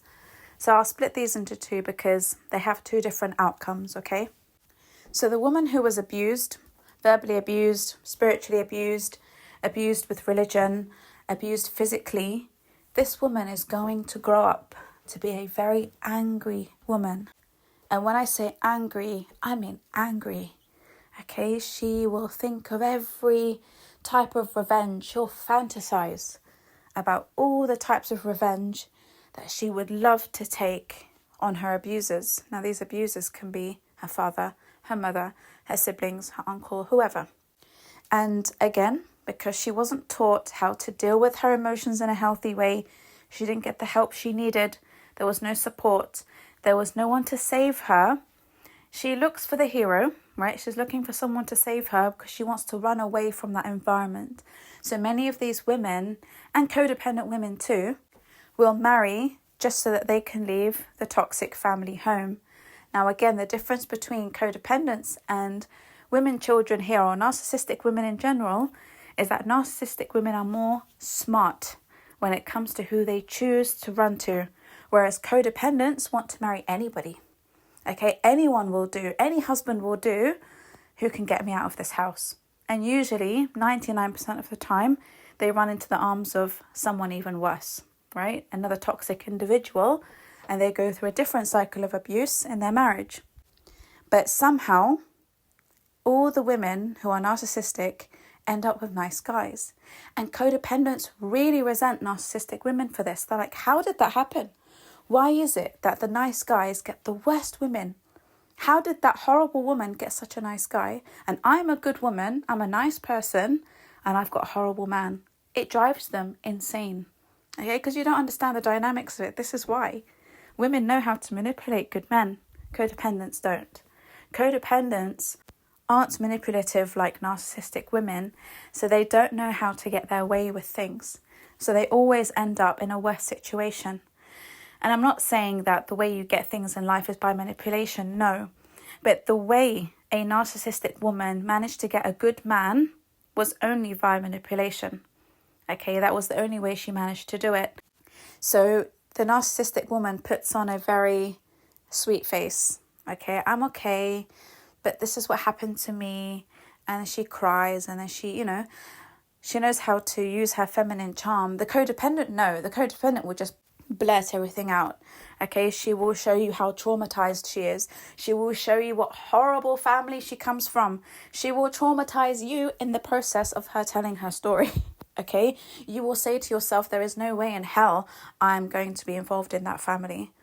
Like, that is one hell of an abusive, narcissistic, demonic family she's just come from. I don't want to get involved with that. So codependents are very honest with their situation. And because they're so raw, they tend to attract men who prey on them. Okay, the predators. The predator will pick that up as fresh meat. Wow, okay, excellent prey. She's traumatized, she's vulnerable, she comes from a family that doesn't care about her, she's isolated. What more could I want, right? I can continue the abuse that they started. I can continue this journey until I finally destroy her. So their qareen, all of them, have passed on the mission to this new man to finish the job, basically, okay? And that's why codependents always end up with men who prey on them, because the codependent man doesn't want that. The codependent man wants to feel that he has a very feminine woman and he's actually saving a damsel in distress. The codependent who is traumatized is too much of a burden for him. It's too much trauma. She reminds him too much of his own situation, and he wants to feel like he's achieved something, and he will do that by going for the narcissistic woman child who has something that he wants she's offering. And again, that's usually beauty, okay? Narcissistic women generally, in aesthetics, they trump other women in that because they flaunt it so much. I'm not saying empathic and codependent women aren't as beautiful. Many of them are far more beautiful than narcissistic women, but the narcissistic women flaunt it more, so they're noticed more, okay? Codependent women who are traumatized can't flaunt it and look their best because they have just gone through hell. And especially if they're religious women who wear hijab or niqab, they're not going to be able to charm you with their beauty. They can't manipulate you in that way, you see. Now, there are women who wear niqab and hijab who can sexually manipulate you as well. I'll come on to that shortly. But in general, you're not going to find women who come from a religious background or who have iman who will sexually manipulate you or use their beauty. They will try to appeal to your empathy. Okay, they will look for the hero in you, but it's not working. It's not working because she doesn't have that feminine charm. So who's she left to? The narcissistic predators. Okay, now when she comes across a narcissistic predator, he will pretend to be that hero. He will pick up on all her trauma. He will pick up on her being a very good victim. And he will love bomb her in a way that makes her think that he's the one who's going to save her from all these problems and from her horrible family, and that he's going to protect her and make her feel safe and all of that. That's how women get into the clutches of narcissistic men. More often than not, these are malignant type men. Okay, they're very malignant because the man-child who is narcissistic won't go for a codependent woman in that state. He wants stability as well, so he's going to gravitate towards a woman who is more mature. She's got what he needs. She's maternal, she's loving, she's caring. She's not traumatized. She's not come from trauma. She's not come from a horrible family. Even if she has, she's dealt with it. So when he comes into her life, he comes into stability. He comes into maternal love. So they don't go for codependence either. That's why codependence, it is critical for you to get your therapy. I can't tell you this enough, because you will end up with the worst people if you don't. And when I say codependence here, I mean the ones who are a complete mess. Emotionally, mentally, psychologically. You're mentally unwell to a very high degree. Okay, so you get some codependents who are highly empathic. They resemble empaths more. That's different. Men, children like to go for them. And empathic men will consider those people for marriage. However, if it's clear you have serious mental health issues and you're codependent, you're going to attract the worst kind of men. And the same goes vice versa as well, okay? So if you're a codependent man and you're completely mentally disturbed, you're going to attract the worst predators. And sometimes the malignant narcissistic woman, who is the worst of them all. She is the evil witch. Okay, I'll do another podcast about her because, she is one case on her own. So you've got to be careful. Don't jump into relationships when you're traumatized. You've got to deal with your issues before you get involved with anybody, because your situation will get 10 times worse, I promise you. You'll only collect narcissists on the way. And they will add so much to your trauma until you feel stuck at a dead end or you become narcissistic yourself. Okay? So it's important that you understand this. So when you get with a woman who's angry at being abused, she will take revenge on all men, especially if the abuse came from her father or male relatives. Okay, she now has a picture in her mind that men are disgusting, men are awful, men are monsters, and I have to protect myself emotionally from all men. That's why she shuts down emotionally. A woman who is angry at her past, angry at her male relatives and her father for the way she was treated, she completely shuts down emotionally. She doesn't open up ever. So again, she will love bomb you and all of that. She'll pretend to be someone she's not. She'll go through the whole cycle with you. But after marriage, she shuts down. Okay? She's so emotionally stunted in childhood that again, she can't be a wife to you. She doesn't want to give you intimacy. Now it's for a different reason. It's because she doesn't like men. Deep down, she does not like men. But she needs you for stability. She needs you to look after her. She needs you to provide a home because she doesn't want to stay in her home anymore. She doesn't want to live with her dad. She doesn't want to live with her mum or her brothers or whoever else might be abusing her in the home. So you are her next best option because she's lazy. She doesn't want to get a career. She's not really bothered about getting an education, even if she does. She's just very slow with all of that. So it's easier for her to just jump ship and go to a man who's going to take care of her, who's fooled by her charm and manipulations, and he takes care of her. He jumps into hero mode, takes care of everything until he eventually gets sick of her. But deep down, you start to question as to whether she likes men or not, or whether she actually likes you or not, because sometimes she treats you like she absolutely hates you. Okay, the way she deals with men, she's not interested in men. And even if she is, she treats them like the dirt on her shoe. Okay, men think that she's just playing hard to get, but that's not the case. It's actually because she hates men, and she believes that men need to be kicked about. Men need to be destroyed. Men are disgusting. They're all abusers. They all hit, they all smack, they all spit. They all do all of these horrible things. And even if she wasn't physically abused herself, she might have seen it happen to her mother. And that gave her an impression of what men are like, especially from her culture. And so when she grows up, she becomes that woman who just treats men like they are chicken poop, literally. And I say that in the most polite way, because this is how she perceives men to be.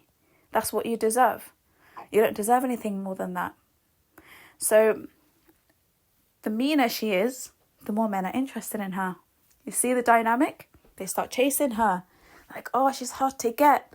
Oh, how am I going to get that woman? I need to be the one that gets that woman. She's difficult to please, difficult to have.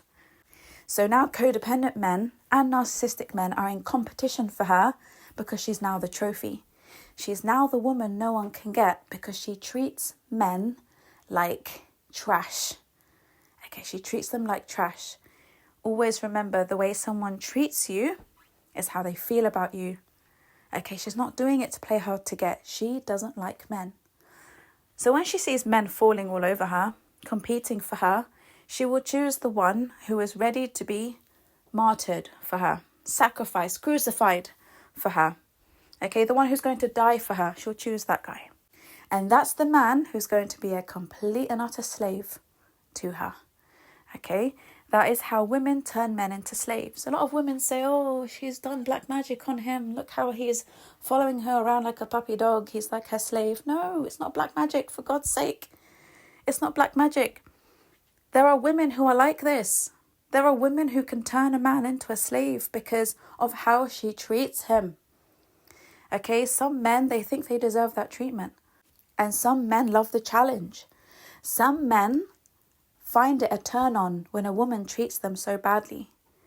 They like it when women are mean to them, nasty to them, are verbally abusive with them. She's not doing it out of fun or entertainment. She's doing it because that's how she feels about men, but she needs a man. Unfortunately, in her mind, she needs a man. And I'm going to get myself a slave. And that's why these women are extremely tough.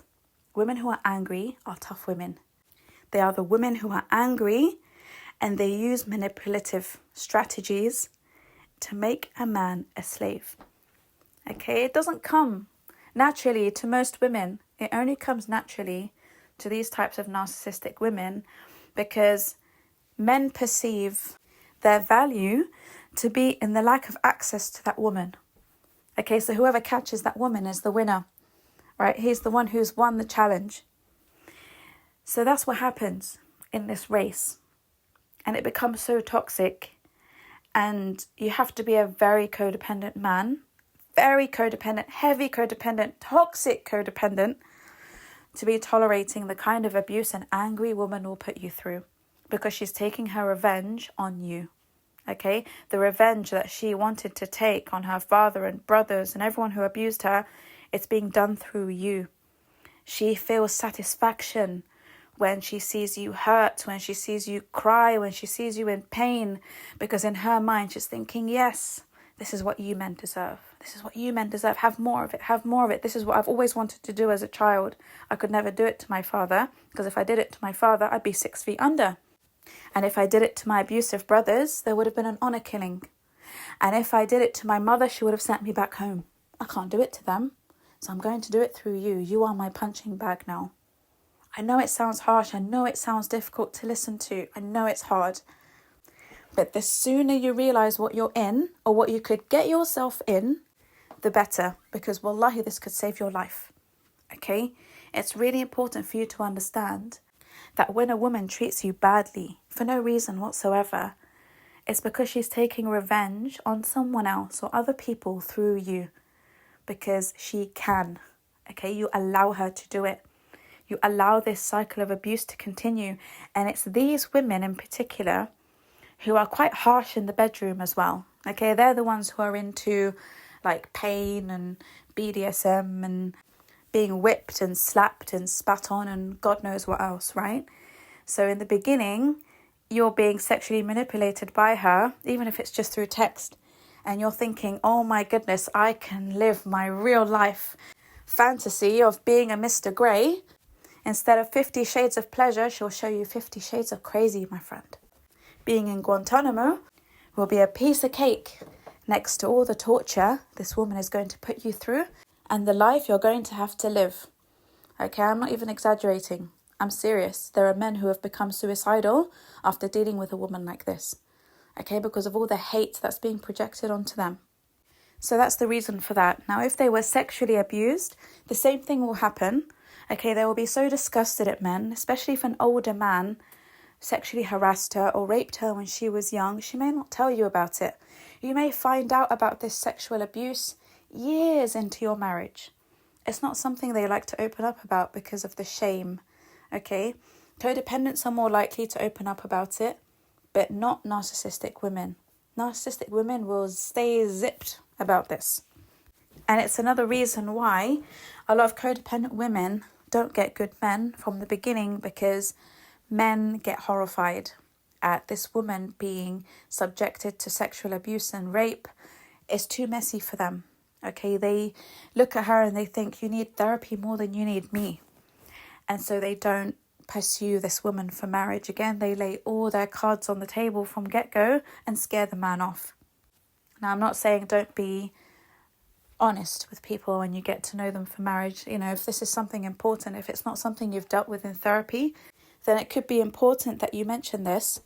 But I always advise people, get the help you need first so that you're spared from having to tell people all of these intimate details about your past that you can deal with yourself. And you won't have to give this, problem to another man or another woman to deal with. Okay, just deal with it with a therapist or a counsellor, and inshallah that will free you from having to ever talk about it or, be traumatized by it in your marriage. So do get the counselling that you need, please. It's going to really help you in so many ways. So when women have been sexually abused, they can go two ways. They can become hypersexual, or they will hate sex altogether. So if they really dislike sex, they will clam up, they will get flashbacks, they will be traumatized all over again, they will feel uncomfortable, they might have a panic attack, they'll start sweating, and their body just can't do it, right? They just can't get themselves psychologically to disconnect from their past traumas. Okay, so what's going to happen is they will clam up and they just won't be able to go ahead with it.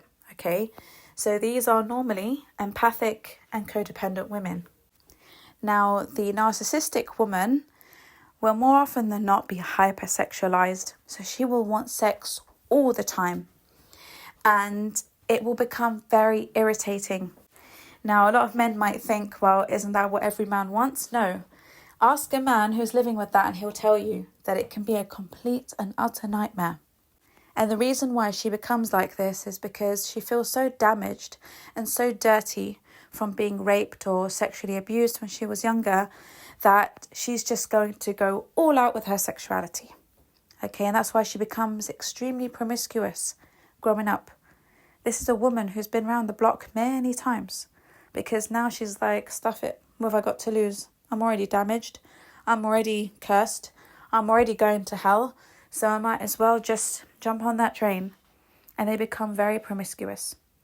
And again, a man comes in to save her from this. Why does he want to save her from it? Because she's so beautiful. She's so shiny and glamorous and feminine and all of that. He doesn't see the hate within her. He doesn't see the anger within her because she's hiding it so well. These people are amazing at hiding how they really feel. And it's super scary. Like, they have that mask on so tightly that it's foolproof sometimes when you don't know what you're looking for. Okay, when you don't know the signs to look for, you will be fooled by this mask. And all reason will go out the window. You're thinking, well, I know she's been round the block. I know she's slept with loads of men. But I don't care because I want her. I'm so attracted to her. The chemistry is explosive. I've got to have her. He gets blinded by the sexual chemistry. Now, the women children in other situations, they do use sexual manipulation as well, but not as strongly as this woman. Okay, the woman who's been physically abused and sexually abused will be the one to turn on the sexual manipulation to the max. And in the beginning, it will be good. Okay, in the beginning, she'll give you everything you want to get you hooked on her. And then it starts to die out because now she's starting to feel disgusted. Okay, she's feeling disgusted at having to sleep with you because she's like, why should I be giving a man this? You know, especially when she sees you enjoying your time. She wants it to be an unpleasant experience for you. That's why these women are into BDSM. And when they're into these things, it's because they want to see pain on your face rather than pleasure. So as soon as they see that you're enjoying your time, she'll do something to turn you off. Or she'll do something to switch the mood. She might say something. She might stop something. Right? She's doing something and she just abruptly stops it. Because she doesn't want it to be a pleasurable experience for you. She does in the beginning when she wants to hook you. But later on, if she's got this anger and hate towards men, then she's not going to want to see you be happy in the bedroom. Okay, it all becomes about her and how she can torture you with sex, how she can weaponize sex in her favor. Okay, this is where women start to use sex to manipulate and control and have the upper hand in the marriage, right? They withdraw sex to get what they want. They withdraw sex to punish. It's these women, okay? These women who have had abusive pasts. These women who know that you could easily be manipulated with sex. Easy peasy. If I want something from him, I'll just give him 10 minutes of this and then I'll ask him for what I want. And then he'll do what I want.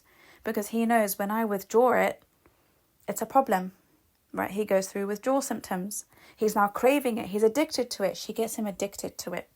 Women who have been sexually and physically abused will get a man addicted to the sexual relationship. And she will not want it to be pleasurable. She will when she wants something only. It's only a great experience when she wants something from you. If she doesn't want anything from you and it's like an Islamic duty that she has to give you, she doesn't care if you enjoy it or not. She doesn't care. And sometimes, you might be satisfied, but the part of you that's going to be upset is watching her face look like she's bored or she's yawning all the time, to show that she's not interested, or she's looking at the time, she's grabbed her phone in the middle of the act. She's done something to make it look like, oh, you're nothing. This isn't special. You don't blow my mind. This is... Just get it over and done with because I want to go back to my Netflix show. I want to get back to my popcorn. I want to get back to my Instagram.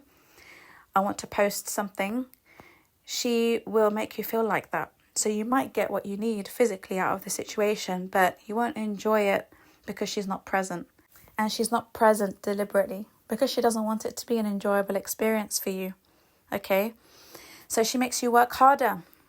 Now you're thinking, how do I please this woman? She's never happy. She never looks like she's enjoying intimacy. And now you start thinking of all these acrobatics and God knows what to make her happy. And she's just enjoying having a slave.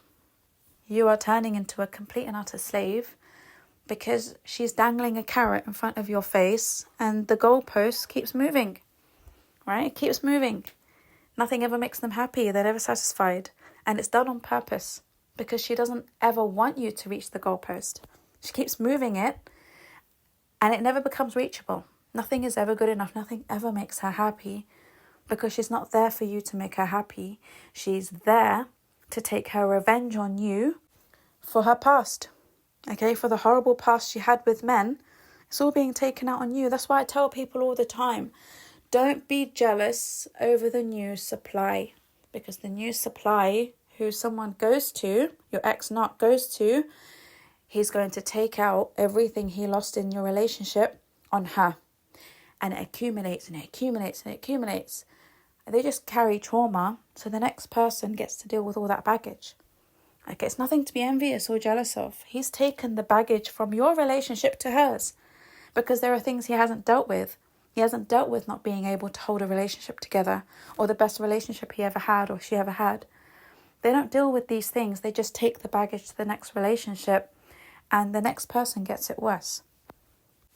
So if someone has past traumas from family and people who abuse them sexually, unfortunately that baggage is going to be taken into all the adult relationships they have, because they don't get the help for it.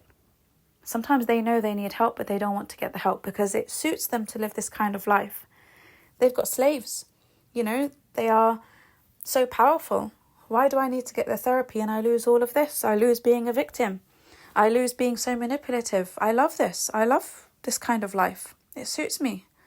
So it turns into entertainment for them, okay? Because they just see you put them on such a high pedestal and slave away for them, and they don't have to do anything. They just continue manipulating you. Isn't that the easiest thing in the world to do?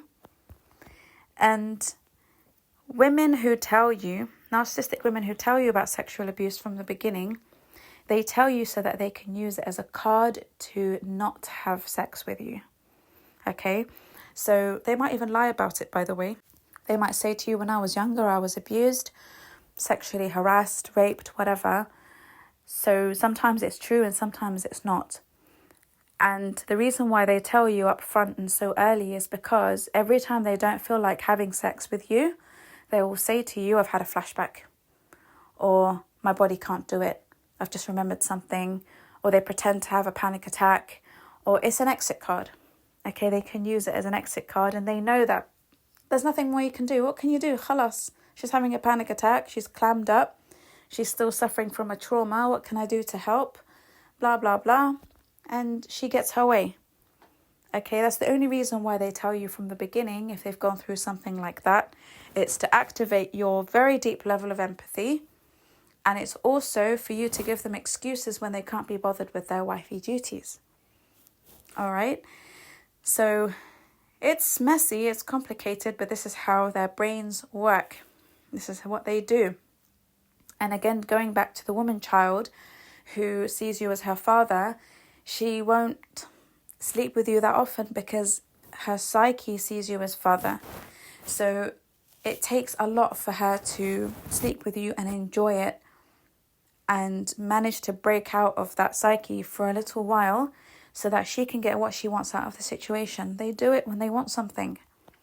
Okay, and if they do it out of Islamic obligation, you're going to know and feel that they don't enjoy it. Okay, so it's just something to bear in mind, that this is what will happen when you marry someone who hasn't dealt with their trauma. So if she's hypersexualized, she will just irritate you at all times of the day. And I'm not exaggerating when I say that. So sometimes, you will be tired. You'll have to get up at 5 a.m. for work, or you come home exhausted from a long drive, or, you're not feeling very well and she's all over you. And you're telling her, look, I'm not in the mood. I'm so tired. And she doesn't care. And sometimes it could be the third or fourth time that day. There are men who complain about this. I'm not joking. It's an actual problem for some men. And they just get so sick of it, so tired of it. And then what will happen with them is they won't even want her to come near them anymore, right? They will just get the ick when it comes to her, because they'll look at her with disrespect. Like, what are you? You're acting like a chimp on heat all the time. You're worse than teenage boys. What is wrong with you? And eventually they start to develop disgust towards this woman, which leads to the eventual breakdown of the marriage.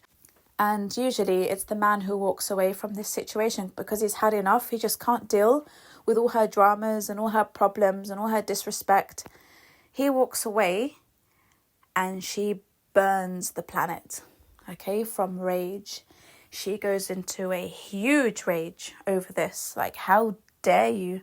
She gets her father involved, the one who abused her, her uncles, her brothers. She gets everyone involved to bring this man down.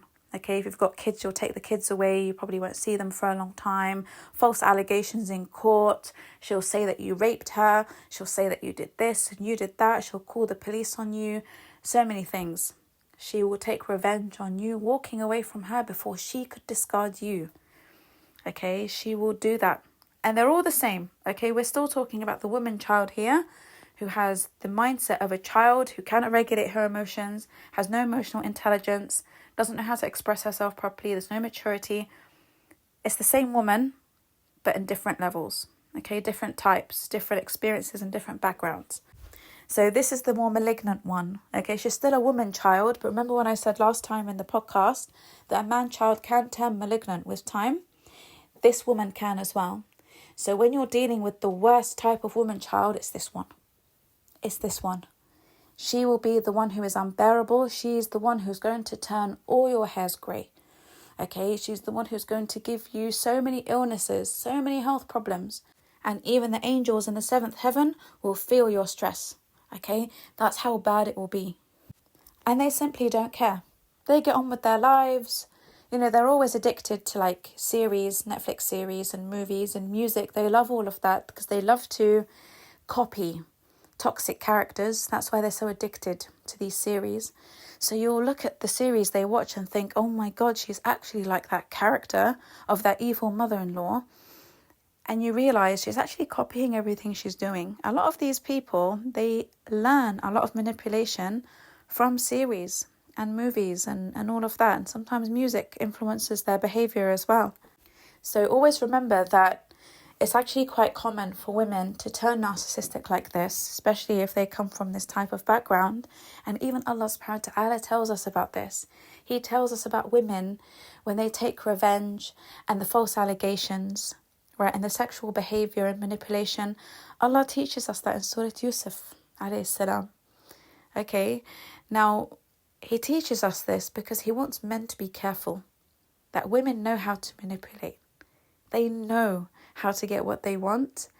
I mean, Zulaykha got Yusuf alayhi salam sent to jail as an innocent man for something he didn't do. She tried to sexually manipulate him. He said no. He pushed her away. He said, no, I fear Allah. She didn't like it. So she made up false allegations against him to punish him for not conforming to her desires. So women can be nasty like that. And there is a warning about these types of women in the Quran. Okay, this is how important it is for Allah subhanahu wa ta'ala to teach you to wake up. So if a woman starts to sexually manipulate you or she's trying to seduce you, that's a red flag. You stay away from a woman like that. Okay, because you could get into much deeper problems later down the line when you decide to leave, and then whoop, come the false allegations and complaints about you raping her and hitting her and doing this and doing that, even though she's the one who's been physically abusing you. Yes, these women can physically abuse you. These are the types of women who will eventually physically abuse you as well. They'll throw things at you, sharp objects, keys, chairs, gadgets, children's toys. They'll throw everything at you, and they don't care what it does to you. They don't care if it damages you, breaks a tooth, or even cracks your head open. Okay, she doesn't care about any of that. As long as she can inflict pain, that's good enough for her. Okay, because she needs to be the more dominant and more powerful person in that relationship. And on top of all of this, which makes it even more infuriating dealing with her, is she will play the victim in public. Okay, all of them do it. All women, children, man, children do this. They love to play the victim. They enjoy playing the victim. That's why most of them don't get therapy, because they really enjoy and revel in being the victim. So many people would never believe you, right? This is a podcast for all your female relatives who don't believe what you're saying about your wives. Okay, this is for them to understand on a deeper level what's happening in your life. So a lot of people don't believe this innocent, sweet-looking, empathic, religious woman who's saying, you know, Ya Allah, I have sabr, Ya Allah, my husband, Ya Allah, this, Ya Allah, that. And people are like, oh, miskina, you know, she must really be having a hard time with this guy without knowing the ugly truth of the matter. Okay, so one thing they do as well is they run to your family first and complain about you. And then they run and complain to their family about you. So that eventually when you start complaining about her, they're like, no, you can't play that on us. We knew from 4 years you've been abusing her. So they have background information, lies, smear campaigns been going on behind your back all this time, because she knows there's going to come a day when you complain about her and expose her. And unfortunately, this is always the same family, the same in-laws whom you loved so much in the beginning. And they end up ganging up against you, the majority of them. They take her side because she's been cooking them for quite a long time with her stories. And they keep wanting to get involved. And she says, no, I've got it. I'm handling it. It's all good. When I need you, I'll call you. When I need you, I'll tell you. When it gets really bad, you'll know. And then the day that it gets really bad is the day you want to leave. That's when all the gunk comes out that she's been saying and doing behind your back. Now, just one last point about sexual manipulation. I want you to understand something, that a lot of women will use it if they know you've got no other options. Okay, so you will tolerate it if you have invested so much in this woman and women aren't chasing you. And this could be because you're not wealthy, or you don't drive a fancy car, or because you don't meet the aesthetic standards in good looks of society. Okay, you don't have model looks or anything like that. And these women feel very comfortable that you're not going anywhere. Okay, so they're like, oh, who's going to look at him? Who's going to chase after him? No one's going to look at his face. I can do whatever I want. And so they get very comfortable. So one thing that I've noticed in successful narcissistic men is when they show a woman they have options, women are more likely to stay in line. Okay, now that's not for you to be manipulative. So it's not for you to pretend you've got options, or for you to keep a harem garage of back burners, and backup supplies and all of that. No. Female friends and all of that. No. Okay, I'm talking about it from an Islamic perspective, where you become so high value that she knows if you were to divorce her, you could find a wife easily. Because it won't be hard for a man of your caliber to do that, right? So when women know that they're at risk of being replaced, sometimes they take you more seriously and they respect you more. Because if you literally lay the world at her feet and you borderline worship her and you make her your entire world and you become a slave to her, oh, she knows you're not going anywhere, honey. You're not going anywhere. And like I said before, it's in women's nature to get very comfortable. It's in men's nature to get very comfortable too. But Allah subhanahu wa ta'ala even mentions this in the Quran, that it is important for women and men to know that they can be replaced if they don't have respect, and if they don't honour marriage, and if they don't do what they need to do, and if they become oppressive, they can be replaced. Okay, if we look in the story of the Prophet Muhammad when there was the incident of the honey, so Aisha radiallahu anha got jealous when the Prophet Muhammad would stay for a little bit longer in the house of Zainab radiallahu anha, because he used to really enjoy drinking the honey that she would have in her house. So she said that Hafsa radiallahu anha, who was another co-wife, and I decided that when the Prophet Muhammad entered upon either of us, so when he came home to any of us, we would say to him that he has a bad smell on him. Okay, and it's a smell that is of a resin that smells quite foul. So it would make him paranoid that the honey he is eating is making him smell bad, like his breath smell bad or something. So he would stop eating it in the house of Zainab radiallahu anha, and Aisha radiallahu anha will no longer be jealous.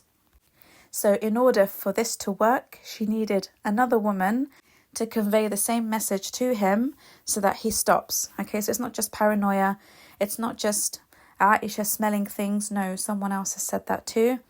So he said, by Allah, I will never eat this honey again. It must be the honey that I've been eating that's making me smell bad. So Allah subhanahu wa ta'ala was upset by this. And he mentioned this story in the Quran to show you that no one's perfect. Even the wives of the Prophet, they were in his presence. Can you imagine being in the presence of the Prophet Muhammad sallallahu alaihi wasallam and witnessing all those miracles and knowing he speaks to Jibreel, who brings him messages from Allah? Imagine being in the presence of this person and still having issues in your character, still having these problems amongst yourselves, okay? Because they're normal people. Even people in the presence of the Prophet ﷺ had issues with each other. Women in their nature can be manipulative, even if they're good. Okay, this is where the nafs has to be trained so that you don't deceive people and you don't manipulate people. Allah subhanahu wa ta'ala will expose you. And he will expose you to protect a good man or protect good people who are being fooled by you. Okay, it's not because you're a bad person, but sometimes our nafs runs away with us. Okay, sometimes our nafs gets the better of us, listens to our qareen, and we do something silly. So Allah sent down these verses in Surah Al-Tahrim, and he explained the problem. He made the Prophet Muhammad ﷺ aware that his wives had been plotting something behind his back, and that it's not fair that he should stop eating something that he loves when Allah's made it halal for him. So he loves the Prophet Muhammad ﷺ so much that he brought down verses just for him to be able to continue enjoying the honey that he loves so much. So imagine what Allah would say to all the good men who are being deprived of peace, of joy, of love, of intimacy, of a family, because it's just so chaotic at home. What would Allah say to you? If even your enjoyment of honey that you've been deprived from by your wife is important to him. So Allah responds to them and says, إن تتوبا إلى الله فقد صغت قلوبكما وإن تظاهرا عليه فإن الله هو مولاه وجبريل وصالح المؤمنين وَالْمَلَائِكَةُ بَعْدُ ذَلِكَ ظَهِيرًا. So it will be better for you if you two wives, so Aisha radiallahu anha and Hafsa radiallahu anha, both turn to Allah in repentance, for your hearts have certainly faltered. But if you continue to collaborate against him, then know that Allah himself is his guardian, and Jibreel, and the righteous believers, and the angels are all his supporters as well. And then he goes on to say, عَسَى رَبُّهُ إِن طَلَّقَكُنَّ أَن يُبْدِلَهُ أَزْوَاجًا خَيْرًا مِنْكُنْ مُسْلِمَاتٍ مُؤْمِنَاتٍ قَانِتَاتٍ تَائِبَاتٍ عَابِدَاتٍ سَائِحَاتٍ ثَيِّبَاتٍ وَأَبْكَارًا. So perhaps if he were to divorce you all, his Lord would replace you all with better wives who are submissive to Allah, faithful to him, devout, repentant, dedicated to worship and fasting, and these women could be previously married or virgins.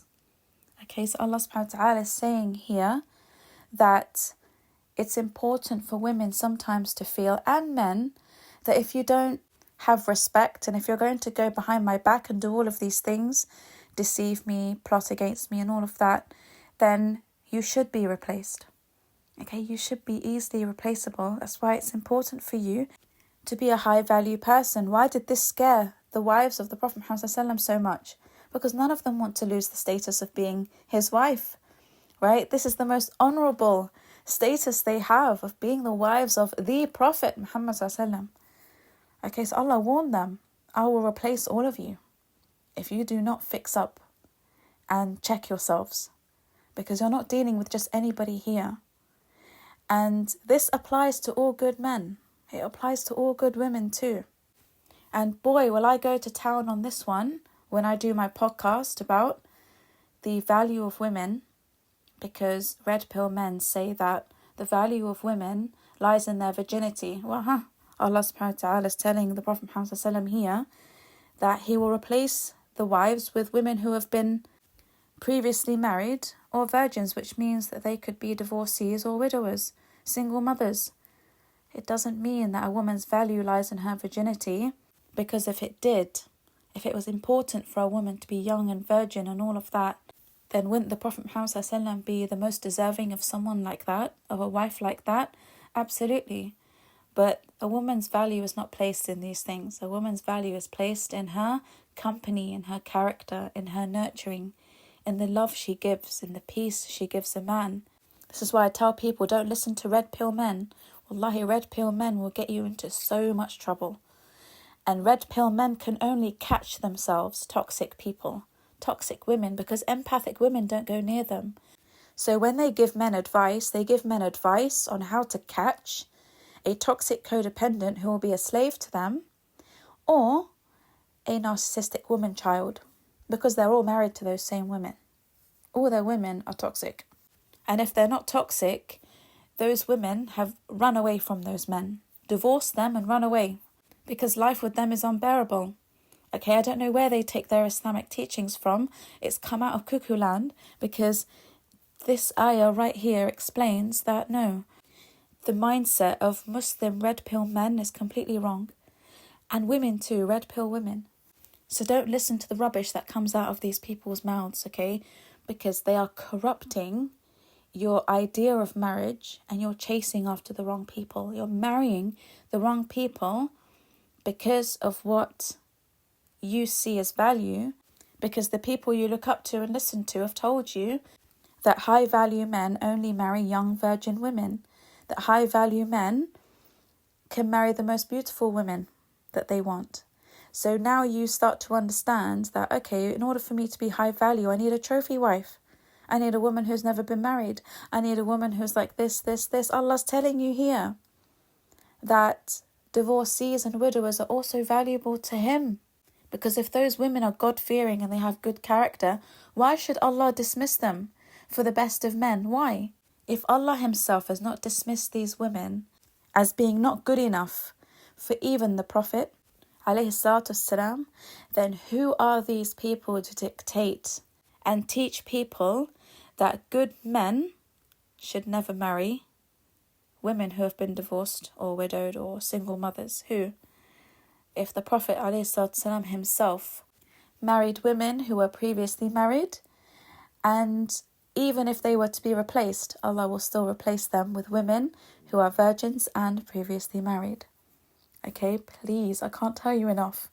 Don't listen to the skewed interpretations of these red pill guys. They will not take you to a good place. So it's 2 hours and 2 minutes. I think this one's going to stretch a bit because I've still got quite a bit to cover. But do try and stay with me if you can, even if it means postponing listening to the rest of it later. Okay, I want it all under one umbrella, so it becomes like a therapy session for you. So moving on to the last category, which is the woman child who was raised in a very strict and religious household where there was no freedom. Okay, it was just very unbearable to live there. And she can't wait for the day when she gets married so she can exercise all her freedoms, right? Everything she wanted to do in her dad's house that she could never do, she will wait until she is married to do everything. So when you meet her, she comes across as quite religious. She might be the daughter of an imam, the daughter of a sheikh, daughter of a judge. She might be the daughter of an Islamic teacher at school. Basically, what I'm trying to say is that putting up a religious facade here is important. And even if they're not religious, they might just be very cultural and very strict from that sense. They will, again, portray a very cultural presentation of themselves. Okay, so when you go to propose or when you meet these people, you think, oh, okay, you know, she comes from a very religious family, you've got expectations. Or she comes from a very cultural family, you've got expectations of that as well. Only to your surprise, that after she marries you, she goes the other way. And again, it's like dealing with a teenager who just wants freedom. She wants to go to music concerts. One day she comes down the stairs and she's got no hijab on. Like, Bismillah ar-Rahman ar-Rahim, what happened to your hijab? It's gone. She's like, I don't want to wear it anymore. I was forced to wear it when I was living with my dad and I don't want to wear it. And you can't make me. I've got rights. I've got this. I've got that. And she will storm out of the house without wearing it. And eventually, if you're codependent, you'll be fine with it. At the end of the day, hijab is a personal decision. No one should force anyone to wear hijab. But it's a problem when you marry a woman believing she is a hijabi, okay, or a niqabi, because that's what you wanted. And she had to deceive you into believing that she was that religious woman because she just desperately needed to get out of the house. Okay? And she will only marry a man whom she believes is easily manipulated, easily controlled. So if you're a nice guy, if she sniffs that you're codependent, she'll be like, this will be easy. Later on, when I take off my hijab, he'll understand. Later on, when I do this and do that, I'll get him to accept it. Okay? So they assess you. They're not stupid, these women, I'm telling you. They know what they're doing. They will marry a man who will support them with this later, even if he doesn't like it, because she's beautiful, because she's manipulative, because she comes from a high status family. She's still giving him the trophy. What he's benefiting is trophy, right? He's still benefiting from wealth and status. He's thinking, fine, whatever. I'm not going to tell your dad that you don't wear hijab anymore. I'm not going to tell your mum you're not wearing the niqab and the abaya. I'm not going to tell your dad that we went clubbing. I'm not going to tell your dad that we went to these music festivals. So he starts covering up for her because she's manipulating him with sex, manipulating him with all sorts of things. And it's keeping him sweet. It's really keeping him sweet. And she gets to live a completely different life behind her husband's doors, because she doesn't want her family to see who she really is.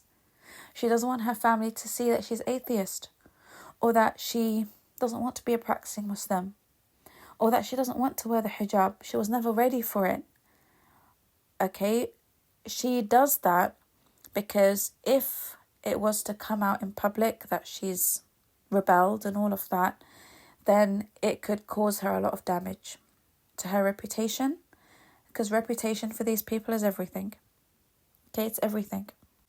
So you'll be dealing with a 17-year-old girl who just wants freedom all the time. And you won't get a wife out of her. You won't get a mature mother out of her. What role model are you going to have when you're dealing with someone so immature like this? Okay, it's fine. I get it when people want to have freedom. But when they manipulate you to accepting them, and then them turning into someone completely different, it's unacceptable. Okay, I get that there are so many people out there who are forced to wear the abaya, wear the niqab, wear the hijab, forced to pray, forced to do everything when it came to religion, because religion was not taught to them in a loving way. It was taught to them by force. So they grew up not loving it. I understand why people go off the rails and rebel, all of that. It's a different subject.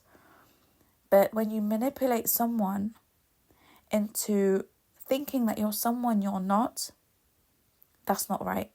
It's unacceptable. And it's perfect grounds for divorce. If you wanted to do it, it's perfectly acceptable. No problem with it whatsoever, because they've deceived you. Anyone who's deceived you in that way gives you valid grounds for divorce. Okay, but if you're codependent, you're not going to think of divorce. Divorce is going to be the last thing on your mind because it terrifies you. And this is why they trap you with children. This is why she wants to get pregnant quickly. Okay, she wants to get pregnant quickly because she knows your empathic side is not going to be able to tolerate being away from that baby. She knows you can't do it. So if she can trap you very quickly with a baby, it's game over for you. If you're that codependent, you see. And if you're someone who really wants children, she's going to save that card for later. She's not going to give you what you want. So when she wants something major, like a new car, or she wants a 7-star holiday, if you say no, I can't afford it, she's going to be like, well, no babies then. Sorry. If you can't do this for me, why should I pop a baby out for you? And she will use it as a card, a manipulative card to get what she wants. But if she sees that you're not in a hurry to have children, you can wait 2-3 years, bam, she's pregnant. Okay, she's got you there. Because she knows that it's not a card she can use for later. She's got to use it now because you're not too fussed about having children. So if you clock on to all her manipulations and deceptions, you could leave. And you could leave a free man. Yeah, a free man, that's not what they want. So they do everything they can to get pregnant as soon as possible, and sometimes continuously. Okay, so they want baby after baby after baby just to ensure you're not going anywhere. And they'll come off their birth control. They'll lie about that when you've said, look, no more kids now for another 2 or 3 years. She's like, Abshir, no problem. I will do that. But she's not taking her pills. She's not taking whatever it is that she's taking to stop her getting pregnant. Okay, she's off it all because she wants to have 2 or 3 in a row to really get her claws into you. Okay, she knows exactly what she's doing, so be careful of that.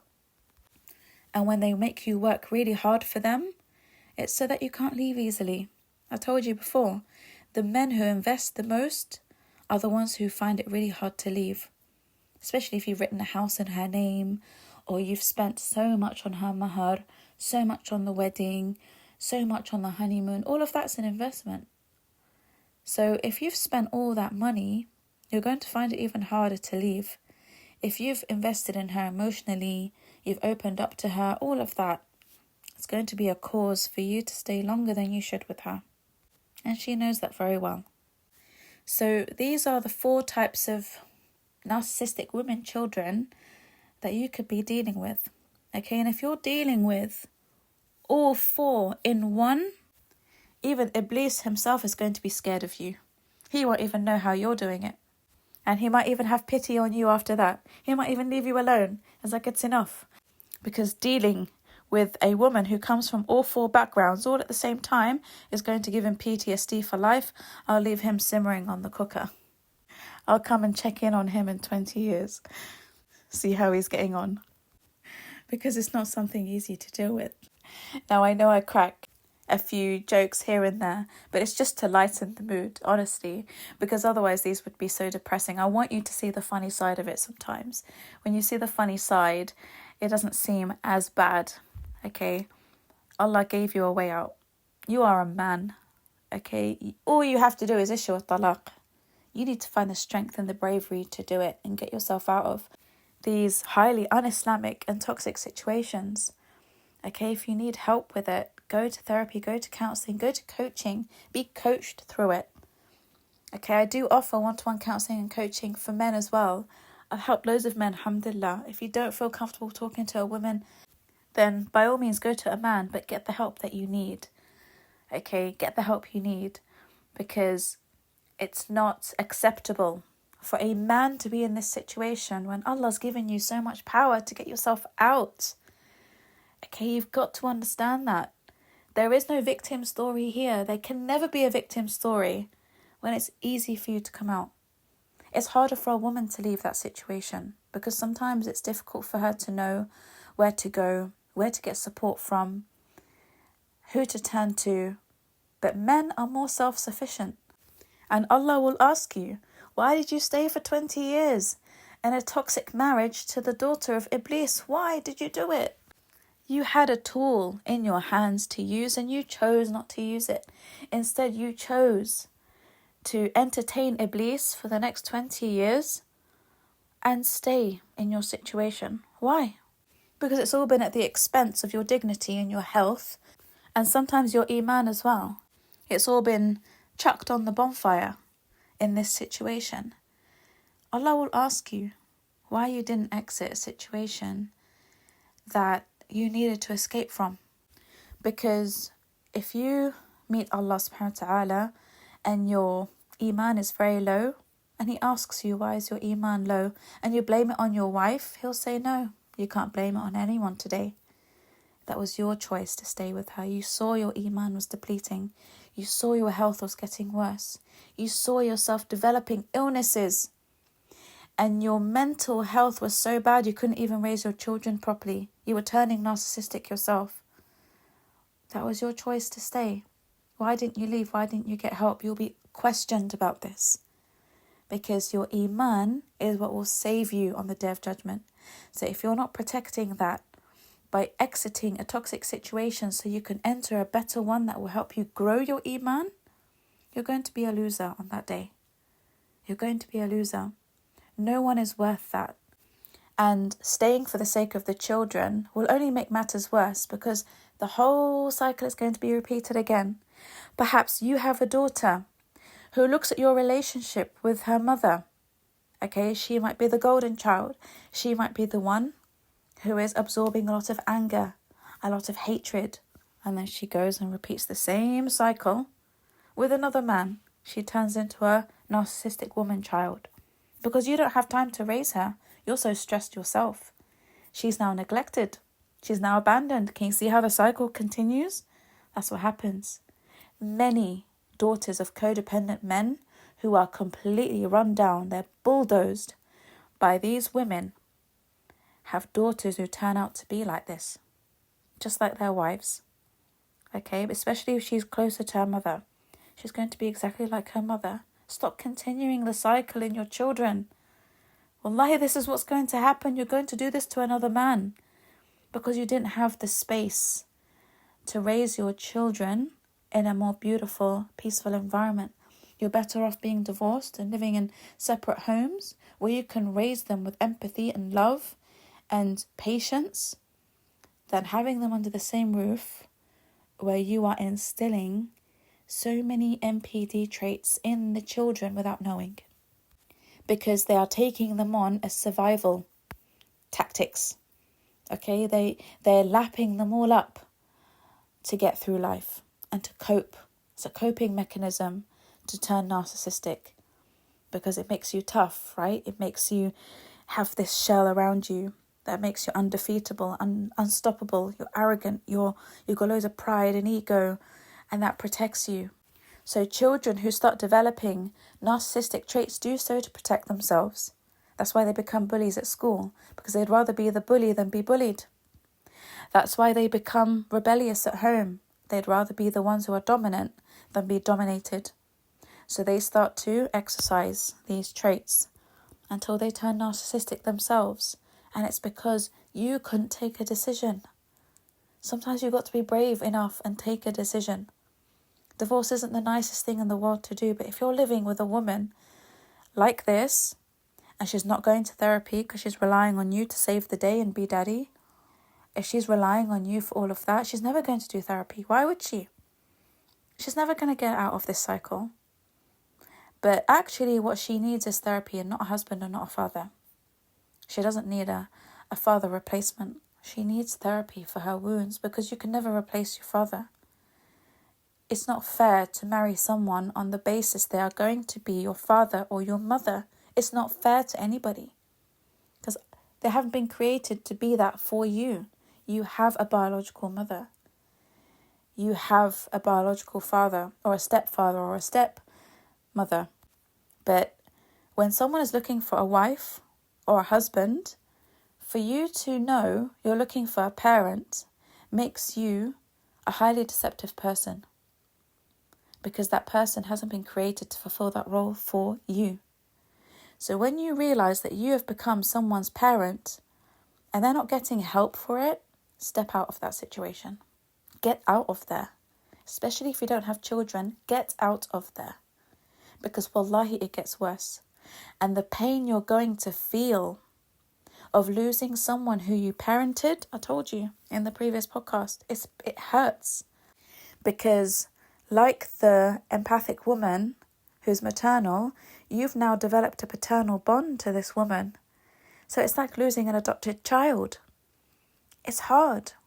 It's like having a child taken away from you because you've poured so much love and energy and effort and time into this person and you've raised them subconsciously and you've pampered them and coddled them and protected them.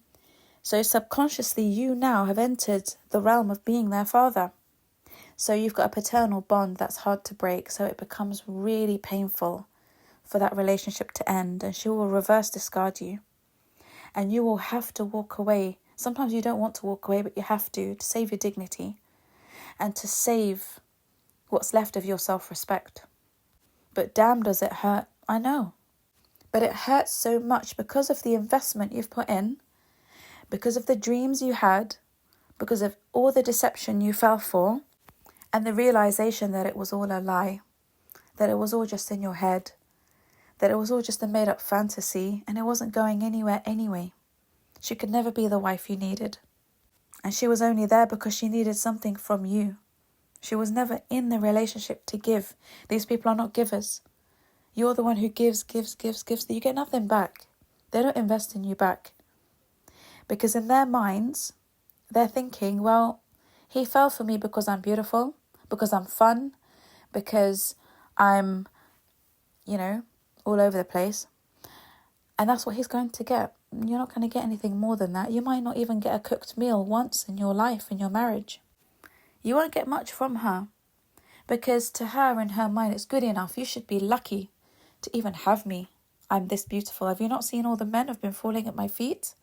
She'll triangulate you, by the way, with men she knew before. She'll talk about her ex a lot. She might even have male friends, male colleagues. She'll triangulate you with them. The same way the man-child does. Okay, she'll do that to make you jealous, just to remind you of what you've got. Hey, don't forget, look at this trophy. You got the trophy. Don't lose the trophy. And that's what happens. You start to feel like, I can't lose the trophy. So in her eyes, it's enough that she's a trophy. I don't have to do anything else for you. Nothing else. I'm the prize. She makes no effort into making this work. Even when you guys have problems, she doesn't really put any effort into solving the marital issues. And for the most part, she cannot raise a child. Okay, she will struggle raising a tadpole, let alone raising another human. Okay, she's not a good mother.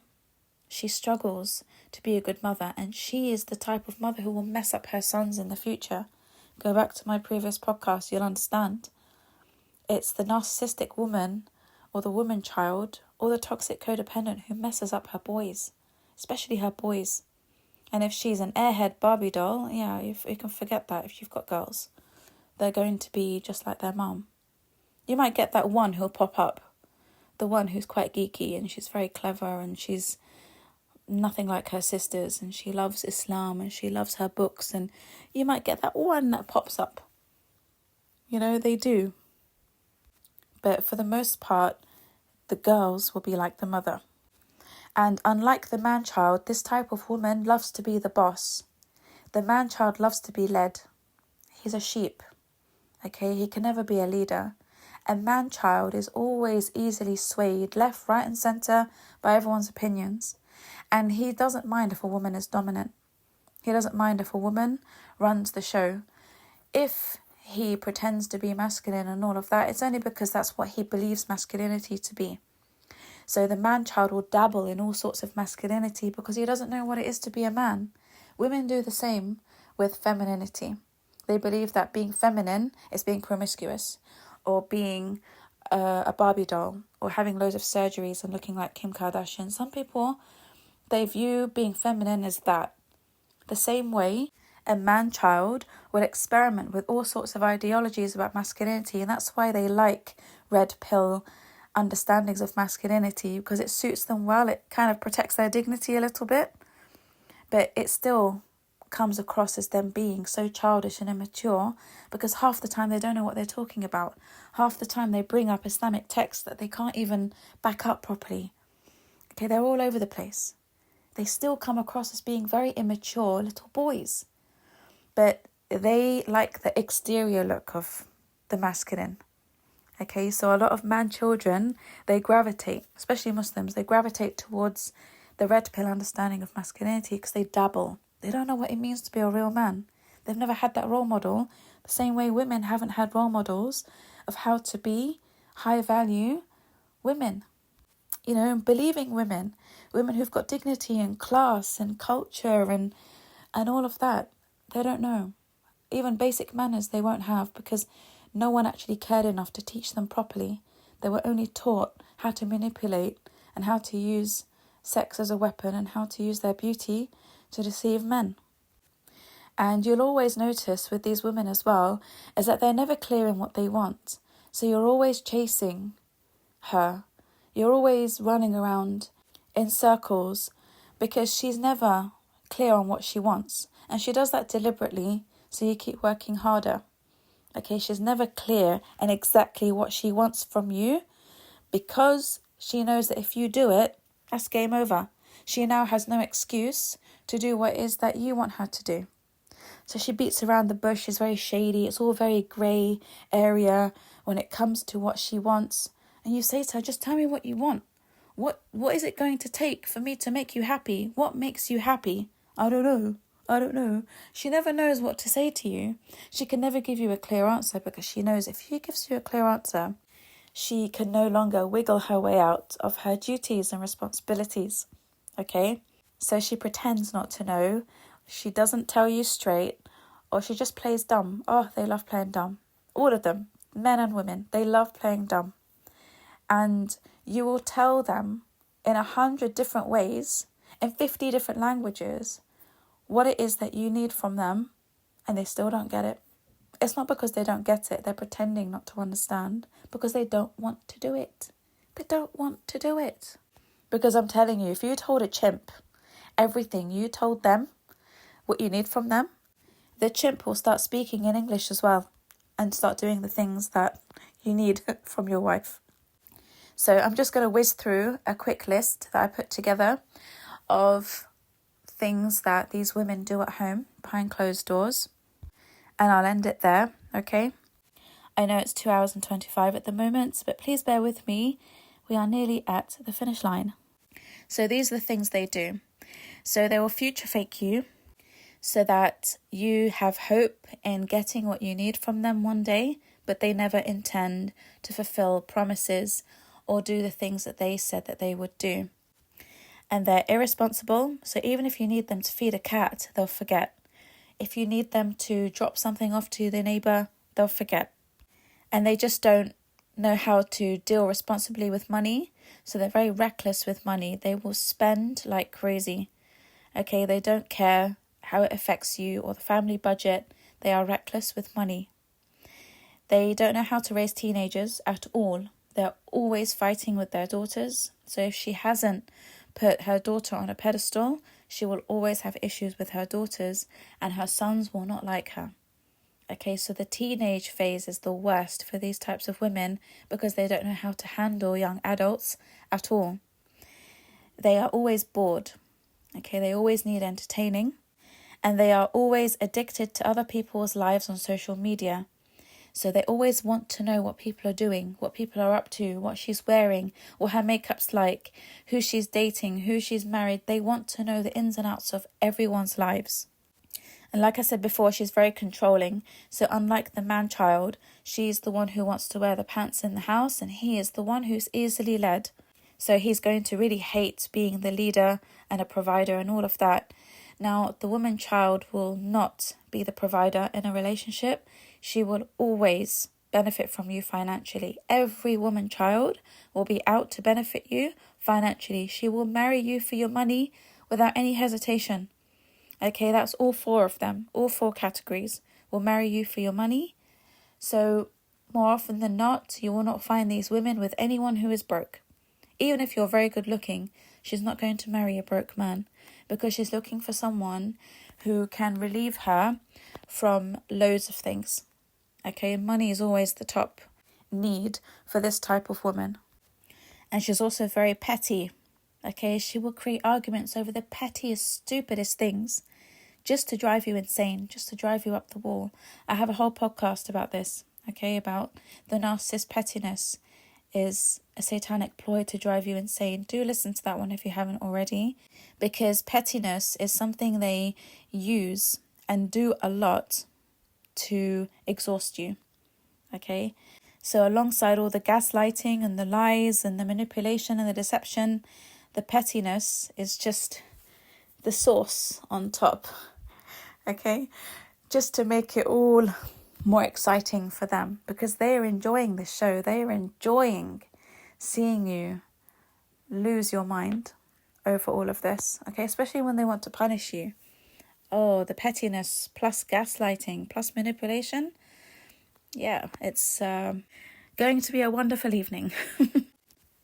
And sometimes they resort to fake crying to get you off their backs. If she needs to be held accountable for something or she's made a mistake, she will cry and cry and cry to make you feel sorry for her. You're going to feel soft, right? Now all of a sudden the attention's turned on her and her needing comforting or her needing space. She doesn't want to speak to you.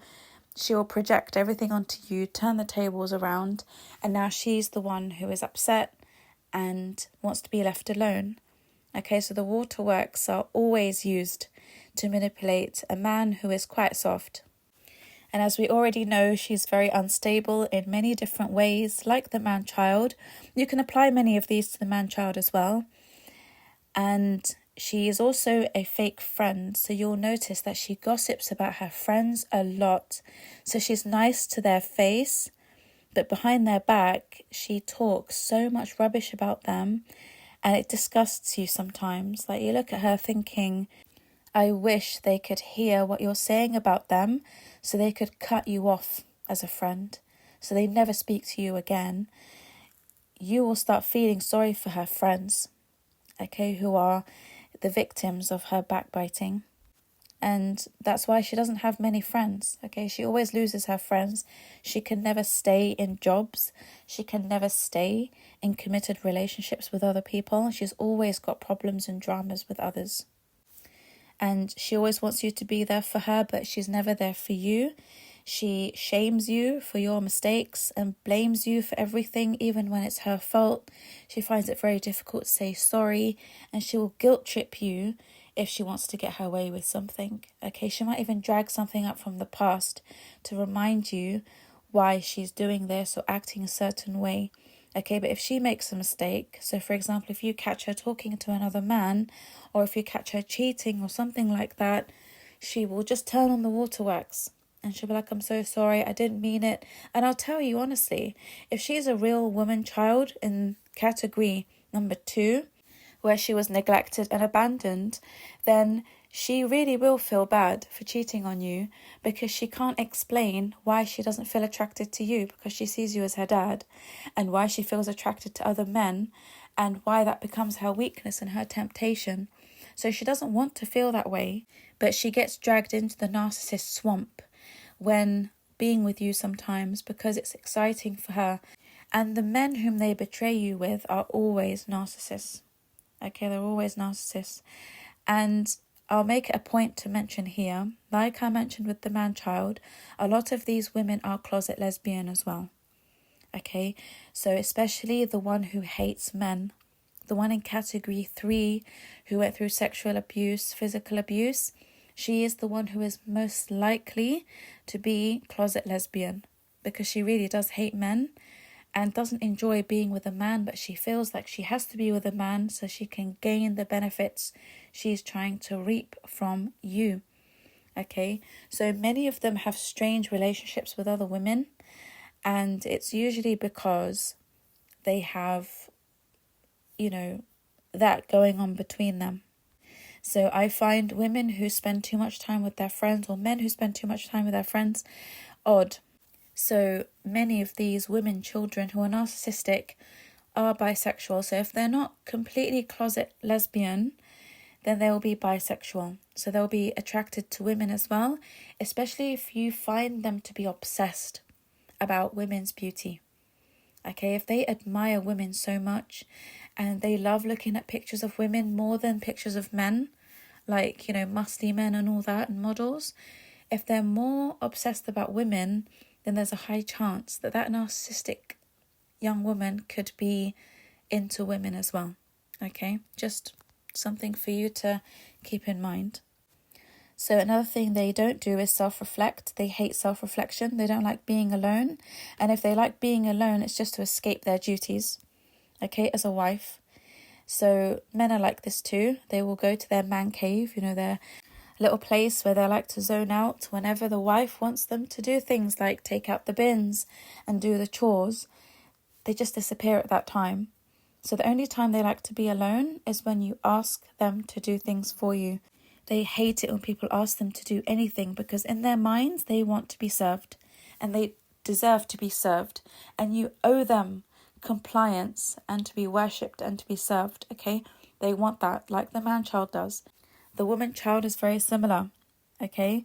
So don't ever ask her to do something. She'll never do it. And if she does it, she'll do a very poor job of it.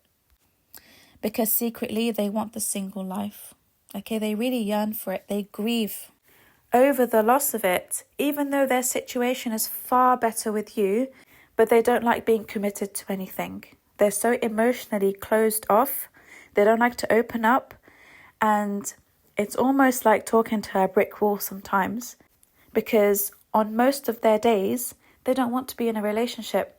They want to be completely free and live life on their terms without you dictating what they should and shouldn't be doing. So if you're telling her how to be a wife and, your expectations that you have of her, it's like listening to nails on a chalkboard. She doesn't want to hear it. It's the worst thing she can hear. The same with the man-child. They hate it when you have expectations of them, because they should be treated like the Holy Grail. Why on earth are you expecting anything of me when it's good enough that you just have a pretty wife? It's good enough that you have a husband who gives you cuddles every night. I mean, what more could you possibly want? So they hate being controlled. They want their freedoms at all times. And as I mentioned before, many of these women are feminist. Okay, so God help you if you end up going to court with one of these women. She will milk it. She really will milk it to get the judge on her side, and she will turn feminist even if she was a staunch Salafi, okay? She will use the Western law in her favour when she needs to, and she will act like a feminist from hell when it suits her, especially when it comes to taking the children away from you, okay, to punish you for divorcing her. Now, another thing they do, which is something that's very common, is their toxic tantrums. So they'll scream, cry, slap themselves if they need to, smash things around the home. They go into a complete rage. And again, that's when you see their qareen in their eyes come out. So toddler tantrums are very, very common with these women. And erratic behaviour too. So for example, you might be on the highway, you might be driving somewhere, and she'll just open the car door and jump out. She will do things like that. She will run off down the street when you're walking together, or you'll be in the middle of a park and she will just get up and storm off. They do things like this, okay? And it's just to create discomfort for you in that situation, especially when it's in public and you don't want to make a scene and you're already so stressed. You're going to chase after her to, calm her down, and then she gets away with it because your primary concern right now is not making a scene. So they're very erratic and dramatic when it comes to expressing their emotions when they're angry and upset. Now, sometimes they can do this in public to trigger a reaction from you so that you engage in reactive abuse. So now you're the one shouting. Now you're the one who looks a bit violent. You're the one who looks angry, and people start to look at you and be like, wow, he's abusing her. People might step in. People might say something. They do this when they're with your family. So when they reach the phase of when they're trying to reverse discard you, they will try to create dramas, and they will say things to annoy you while you're around your family or friends, to cause you to snap and be in a mood and be angry. And then they go and tell your family, look at him, he's always like this. He's always moody. He's always snappy. He's always angry. I never know what it is that I do. I just tell him a joke and he gets angry. She might belittle you, mock you. And if you're more on the religious side, she might even mock the way you pray, the way you read Quran. There is religious abuse as well, if she's someone who is considered to be religious, okay, in her eyes. So she will mock the things that you say or do, or maybe your lack of education, your lack of knowledge. She'll laugh at you. And this causes you to always be in a bad mood. And when you're in a bad mood all the time, she points the finger at you. And when she talks to your family or her family and be like, see what he's always like? He's always in a bad mood. But they don't know what she said to you. This goes for the man-child as well. Man-children are notorious for this. They will annoy you, say something to upset you, and then people ask, why is she so upset? What happened? Did you guys fight? He'd be like, no, we were fine. This is what she's always like. So this is the start of the reverse discard and their victim story. Okay, so beware of this. They will do things in public or before you go out somewhere. So if you want to go to a Eid gathering or a family gathering, or you're going to a wedding, they'll make sure to start a problem just before you go so that you go in a bad mood and everyone looks at you and thinks, wow, they're miserable, or in a fight. But sometimes she will look happy and fake it, and you're the one who looks miserable because you can't fake it.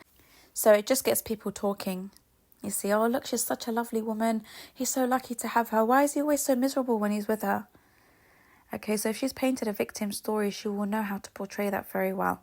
And sometimes it backfires on her because people start to question, if she was that great, why is he so miserable? Why is he never happy when he's around her, but she's always airy, fairy, dancing, prancing around? There's something not right with her. So sometimes it does backfire. Okay, so it's important for you to understand that they will trap you into reactive abuse so that they can fuel their victim story. They also do this and trigger reactions from you when they don't respect your boundaries. They refuse to respect your boundaries. You can tell them so many times, I don't like this, please stop doing that, and they'll still continue to push the boundaries and still try and figure ways of how they can even push the barriers further. Okay, so your limits, they want to try and push them more to see how much more they can get away with. Again, narcissists are very well known for this. And they'll also isolate you from everyone. They'll stop you going to the gym. They'll stop you from doing everything that you enjoy because your life has to center around them. And your job in their life is to serve them. So if they see that you have a great social life, you enjoy going to the gym, you have clubs you go to, for art, cooking, whatever, horse riding. If you enjoy those things, they will try and stop you from doing them. And they'll do that every time you go out. They'll cause a problem so that you either don't enjoy your time or you decide not to go out so people do not see you in a complete state. Okay? They are notorious for this as well. They will isolate you so that you don't have a support network, and that's why they prefer for you to be closer to their family, and they try to take you away from your family, and they'll cause fitna and spread rumours and lies for you to have, like a bad feeling towards your family, and she'll make you believe that they're trying to split you up or they are trying to spread, problems in the marriage, when actually it's her. She's the one who's causing the problems because they don't like her. They don't like her and she knows it. So these people don't want others to catch on to their abuse. So if they see their sister-in-law or their mother-in-law or their father-in-law clock on to their bad behaviour and manipulations and they start to warn you about her, this again goes for the man-child, she will start to isolate you from them by creating problems. Your family hate me, your family don't like me, I'm not comfortable being around them. Did you see how she looked at me? Did you see how he spoke about me? You didn't defend me, you didn't do this, you didn't do that. They start causing loads and loads and loads of problems from nothing. And I say from nothing because usually it's paranoia. So they're always on the lookout and they're scared that people will see through them. So before that happens, she wants to isolate you from your family. And sometimes it's too late. Sometimes she does something that causes people to notice her abuse or, subtle manipulation, and they don't like her. She knows they don't like her. So now she doesn't feel comfortable and wants you out of the picture. She wants to move you away to another city, to another country, as far away from your family and friends as possible. Okay, so be careful of this as well. Women do this too. And you've got to be careful because if these women turn malignant later on, because you've stayed with them for such a long time and the abuse increases, then she will use the children to torture you and she will become physically violent and she will get police involved and she will do so much to you when you're on your own, and it's not worth it. Okay, it's not worth it. If someone is problematic, deal with those problems as soon as possible. Another thing is the mood swings. Okay, so they will constantly swing in and out of moods to control you, to have you working harder, and they never really tell you what's wrong. Okay, it's always nothing, I'm fine. This is manipulation. Okay, when someone cannot directly tell you what's the matter, especially when you really genuinely have no clue at what's wrong. You might have said something and you didn't realize that it was offensive, but she will make it a big deal to punish you. It's an opportunity for her to punish you and to not sleep with you, because originally that's something she doesn't want to do. So it will give her an excuse to cop out of her duties and things like that. So even if it's like going to your nephew's birthday party, if she doesn't want to go, she will create a problem so that she has an excuse to not go. So you might be going to a wedding, a family function, an Eid party, whatever. If she doesn't want to go to it, she will cause a problem. She'll go and change her clothes, get back into her pajamas and say, you take the kids, I'm not going. And it's because of the way you looked at me, the way you did this or the way you did that. And he wouldn't have meant it, right? There are certain things that you can brush under the carpet and give someone an excuse for. Maybe he didn't mean it, maybe this, maybe that. But they will latch on to anything minor to get out of their duties and the things that they are meant to be doing in the marriage or socially. So when they're in and out of mood swings all the time, she's either bipolar, yeah, and you don't know, or she's just doing it to control you, because she knows that this type of gaslighting is going to drive you insane, and you're always going to be doubting yourself. Did I do something? Is it my fault? Let me just apologize, because now I feel guilty. And maybe it was my fault, because now I feel bad for upsetting her. And you go into this cycle of never knowing whether you're coming or going. You don't know. You're constantly in this whirlwind of emotions where you cannot make a firm decision on how you feel about anything. You don't know how to logically look at the situation because you're constantly being manipulated emotionally and psychologically. So you don't know what's what anymore. You don't know what reality is anymore. Okay, you're now second guessing your own reality. And they are master manipulators at gaslighting. The man-child and the woman-child, oh my goodness, it's their game. Okay, it's their game. And you'll often see this happen when you criticize them for something. Okay, so if you're really upset and you tell them about a mistake they've made or something they've done that's wrong, they don't like it at all. They hate being wrong. Even if you tell them in the nicest possible way, in the gentlest way, that they're wrong, that they need to improve in this area.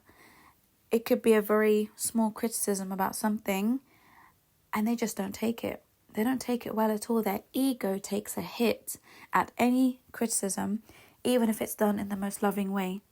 Okay, they will still manage to turn it around on you so that you're the one who's criticized and you're the one who takes the blame, so that you just end up thinking, whatever, khalas, forget it. Let me just take the blame because I'm tired. I can't be bothered with all this coming and going, all this arguing, all this negotiation for what? Because she can't say sorry. Khalas, I'll say sorry. I need to get on with my day. I need to get on with the rest of my life. A lot of men get put through this. A lot of women too. So they exhaust you in arguments, especially when it comes down to things that they have done wrong. They exhaust you so that you give up and you take the blame. You say sorry, even if it's done in a sarcastic way. Okay, they love sarcasm, by the way. But if you're the one who says, you know what, fine, I'm Iblis, I'm the one who's always causing the marital problems, khalas, I take the blame, whatever, I'm going back to my movie, I'm going back to work. Sometimes she'll punish you for being sarcastic as well. There's no way out. There's no way out in these types of arguments and discussions. You're always going to lose one way or another. And of course, because they struggle to acknowledge their own mistakes and to admit their own mistakes, they struggle with repentance. And that's why they don't have connections with Allah subhanahu wa ta'ala. They don't enjoy praying, fasting. It's just done as a chore. You can see how empty it is when they worship, okay? Because they don't have that relationship. They don't repent. They can't be bothered with anything in life apart from their looks and their nails and their hair and their TikTok and their Instagram and competing with everyone else. They love competing with everybody. Everyone's a competition to them, okay? Especially women who are more beautiful. Oh, they hate those, okay? They hate those women who are more beautiful. So they enjoy competing with other people, but they don't enjoy worship rituals. They don't enjoy competing with other people in good matters, like iman, like in good conduct, in mannerisms and morality. Oh, they will never compete with people in those things. They don't care about those things. So if someone's struggling to admit their faults and take on the blame when it's due for them to take it on, don't expect them to be people who repent and people who, feel remorse or people who feel guilt. Sometimes they do. I'm not saying they don't. Only psychopaths don't at all. But they will feel it, but they will never tell you because they hate admitting that they're wrong, because to them, in their minds, if they admit they're wrong, it means they've lost their power. Okay? They hand their power over to you when they have to humble themselves and say, I'm sorry, I was wrong, I made a mistake, I was a complete monster, and I was out of order, I was being oppressive, I was being manipulative. Oh my God, they'd rather die. They'd rather die than say any of that. They'd rather be put in a rocket and be blasted out into space and get lost up there than to apologize and admit all their faults. Okay, they can't. It's just something their ego can't handle. Imagine their ego as a very thin balloon that's already stretched to the max. So imagine you put a pin on that balloon that's already been overblown. If that balloon pops, that's it. Their life is over. Okay, that type of ego smash takes them a long time to recover from. It's extremely painful for them. They don't risk it. So they don't let you anywhere near their ego balloon with that sharp pin they see in your hands. Okay, they do not allow it. So they will run from accountability, run from admitting their mistakes because they see that pin in your hands. And they have to protect that ego balloon at all costs. Okay, at all costs, because God help you. It's actually in your favor to not pop it, because, oh my gosh, if you were to pop that ego balloon, you're the one who has to deal with the carnage after. Yeah? You'll be dealing with the carnage. And it ain't pretty. So this is the reason why so many people just leave them to it.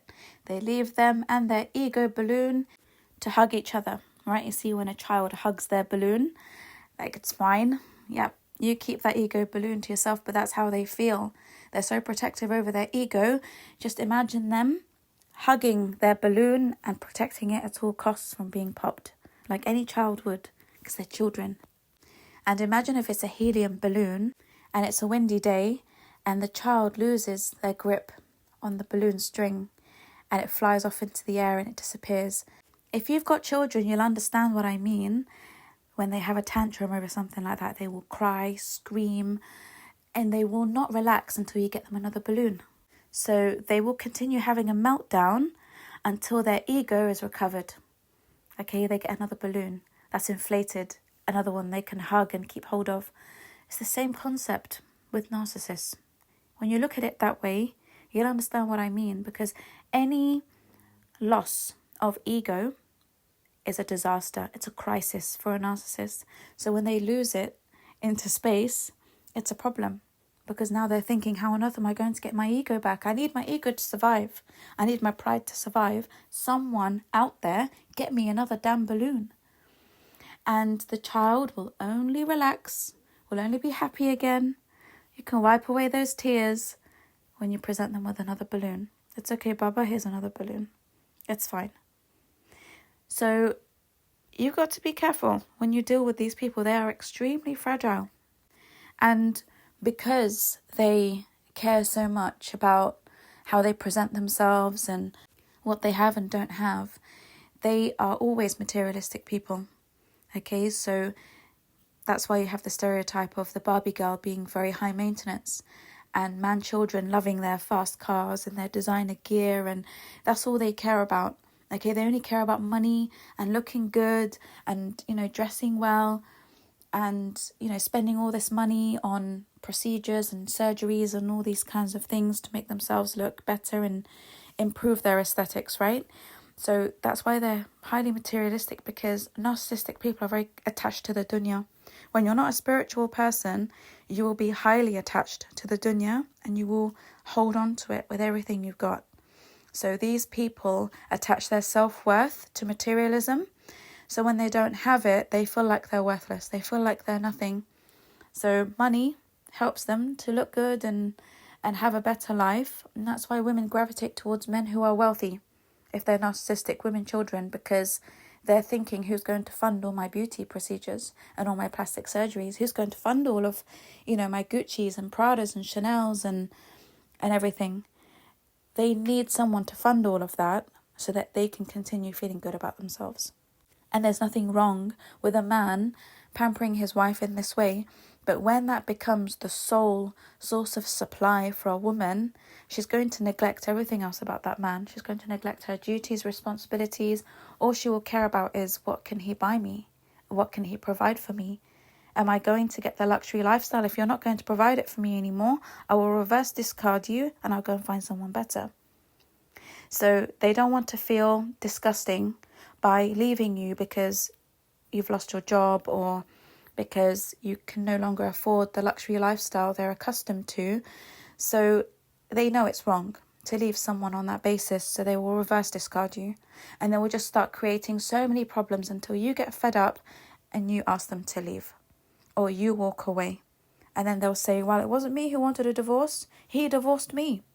Look how brutal he is. I was so happy. I was going to stick by him through his poverty, through his bad times. But he booted me out. Right, he booted you out because of how awful you had become. Okay, so a lot of people need to take both sides of the story when dealing with married couples, especially imams. Imams, you are causing a lot of injustice to people by only listening to one side.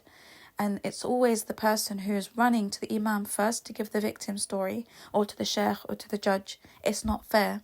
Islamically, you have to take both sides of the story before you can make a firm judgment on what you should be doing. Okay, because there will always be things that pop up that make you think twice, like, hold on, I was with this guy or I was with this woman in her story until she said that. They will always say something that will give them away. And you've got to be careful. Okay, if you're going to mediate for couples, be very careful. I hear loads of victim stories, and people fabricate them because they don't want to look like the villain. Okay, for example, like women who marry men for money, they will always say, I never married him for his money. I married him because he's a good man and he takes care of me and this and that. But actually, she married him because he's wealthy, because he's got a good career. And she's thinking, if I can have kids from this man, then even if he divorces me later, I've got 18 years of child support that I can get from his high salary. And that could work out for me at £3,000 to £4,000 every month. I won't even have to work. So let me have more children. The more children I have from him, the more child support I'm going to get. So if he divorces me later because I can't be bothered to be a wife, then hey ho, I come out of it with loads of gains. Okay, loads of financial gains. And most of the time, she doesn't even care about the kids. She's not even a mother to them in a proper way, in a nurturing, loving way. But loads of these beautiful young women, they learn from each other that if they can trap a man very early on with child support, then they've secured a future for themselves, because that's, like I said, it's the next 18 years of child support. So they don't care if they do anything to make you divorce them. They'll pretend to cry about it. They'll pretend to not want a divorce because they don't want to give their game away. They don't want to expose themselves.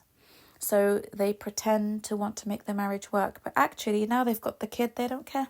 You want to divorce me? Divorce me.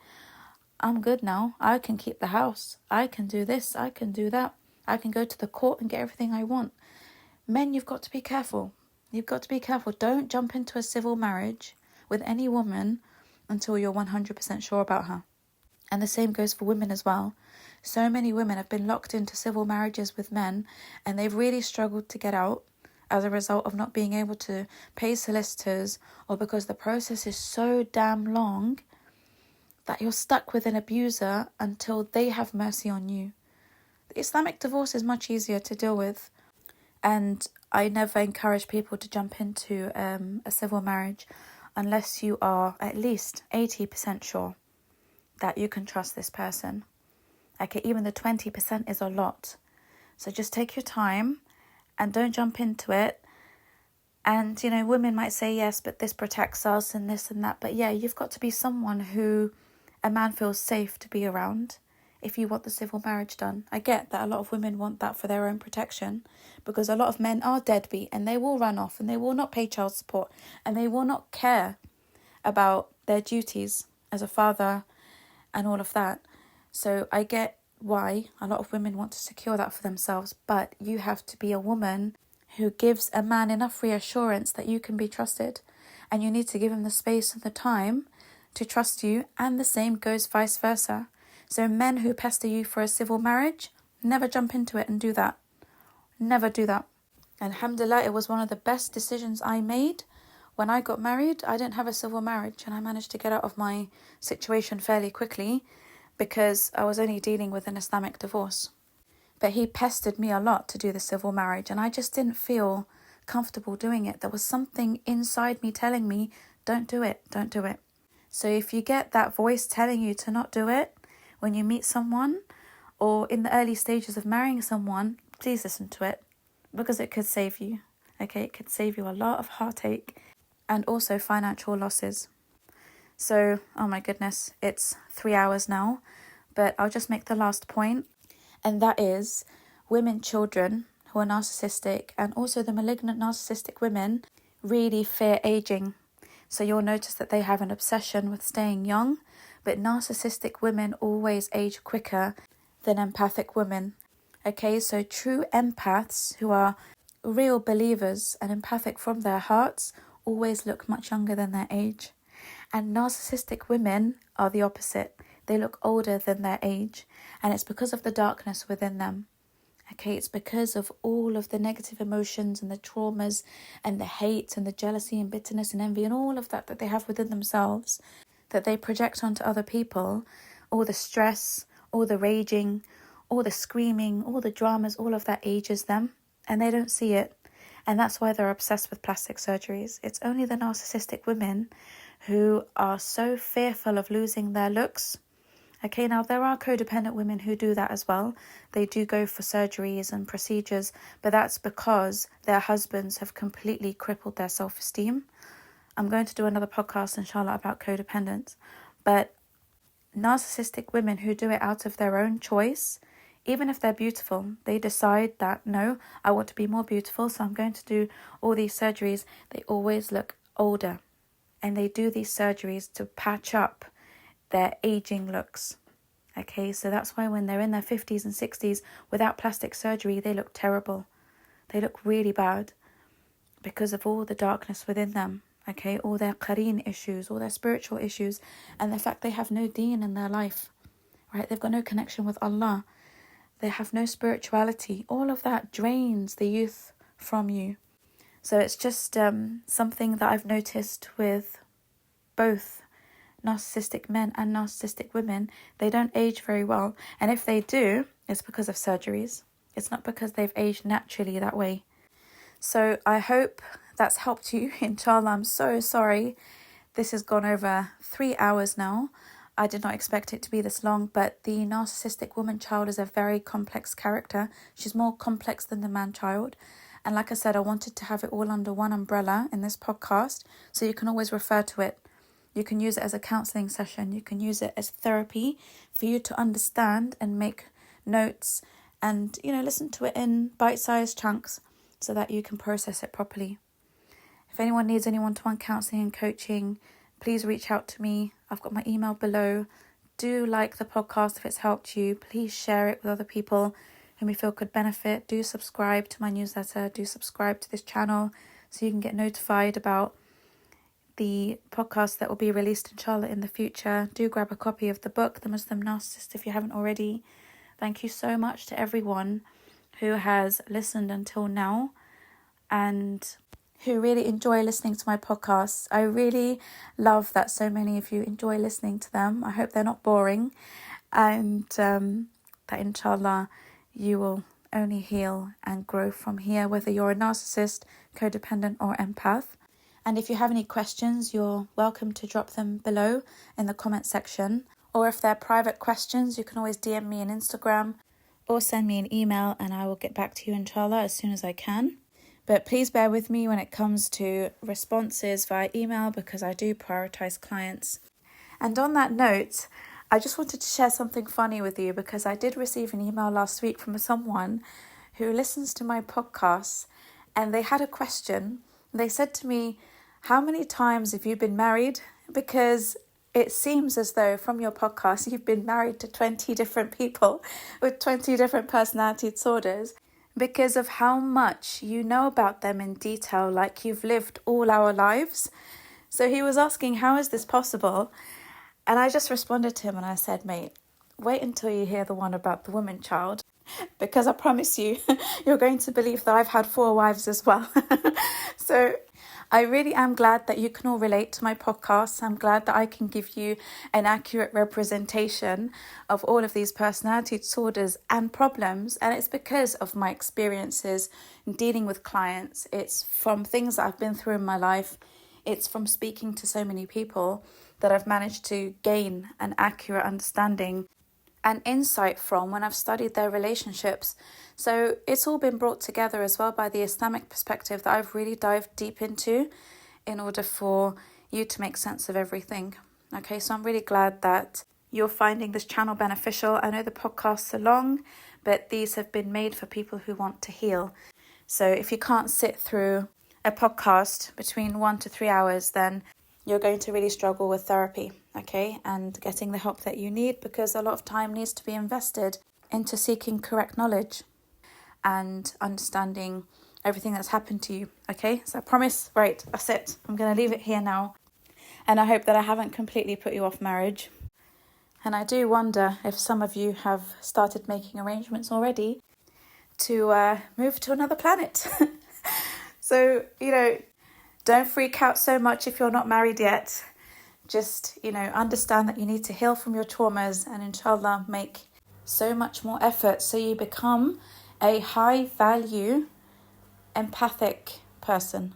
Okay? So you can attract an empathic husband or wife in the future who is also of high value and high quality, and who also has a great connection with Allah subhanahu wa ta'ala. Alright, so until the next podcast, inshallah. And hopefully by then you would have recovered from this one. Assalamu alaikum wa rahmatullahi wa barakatuh.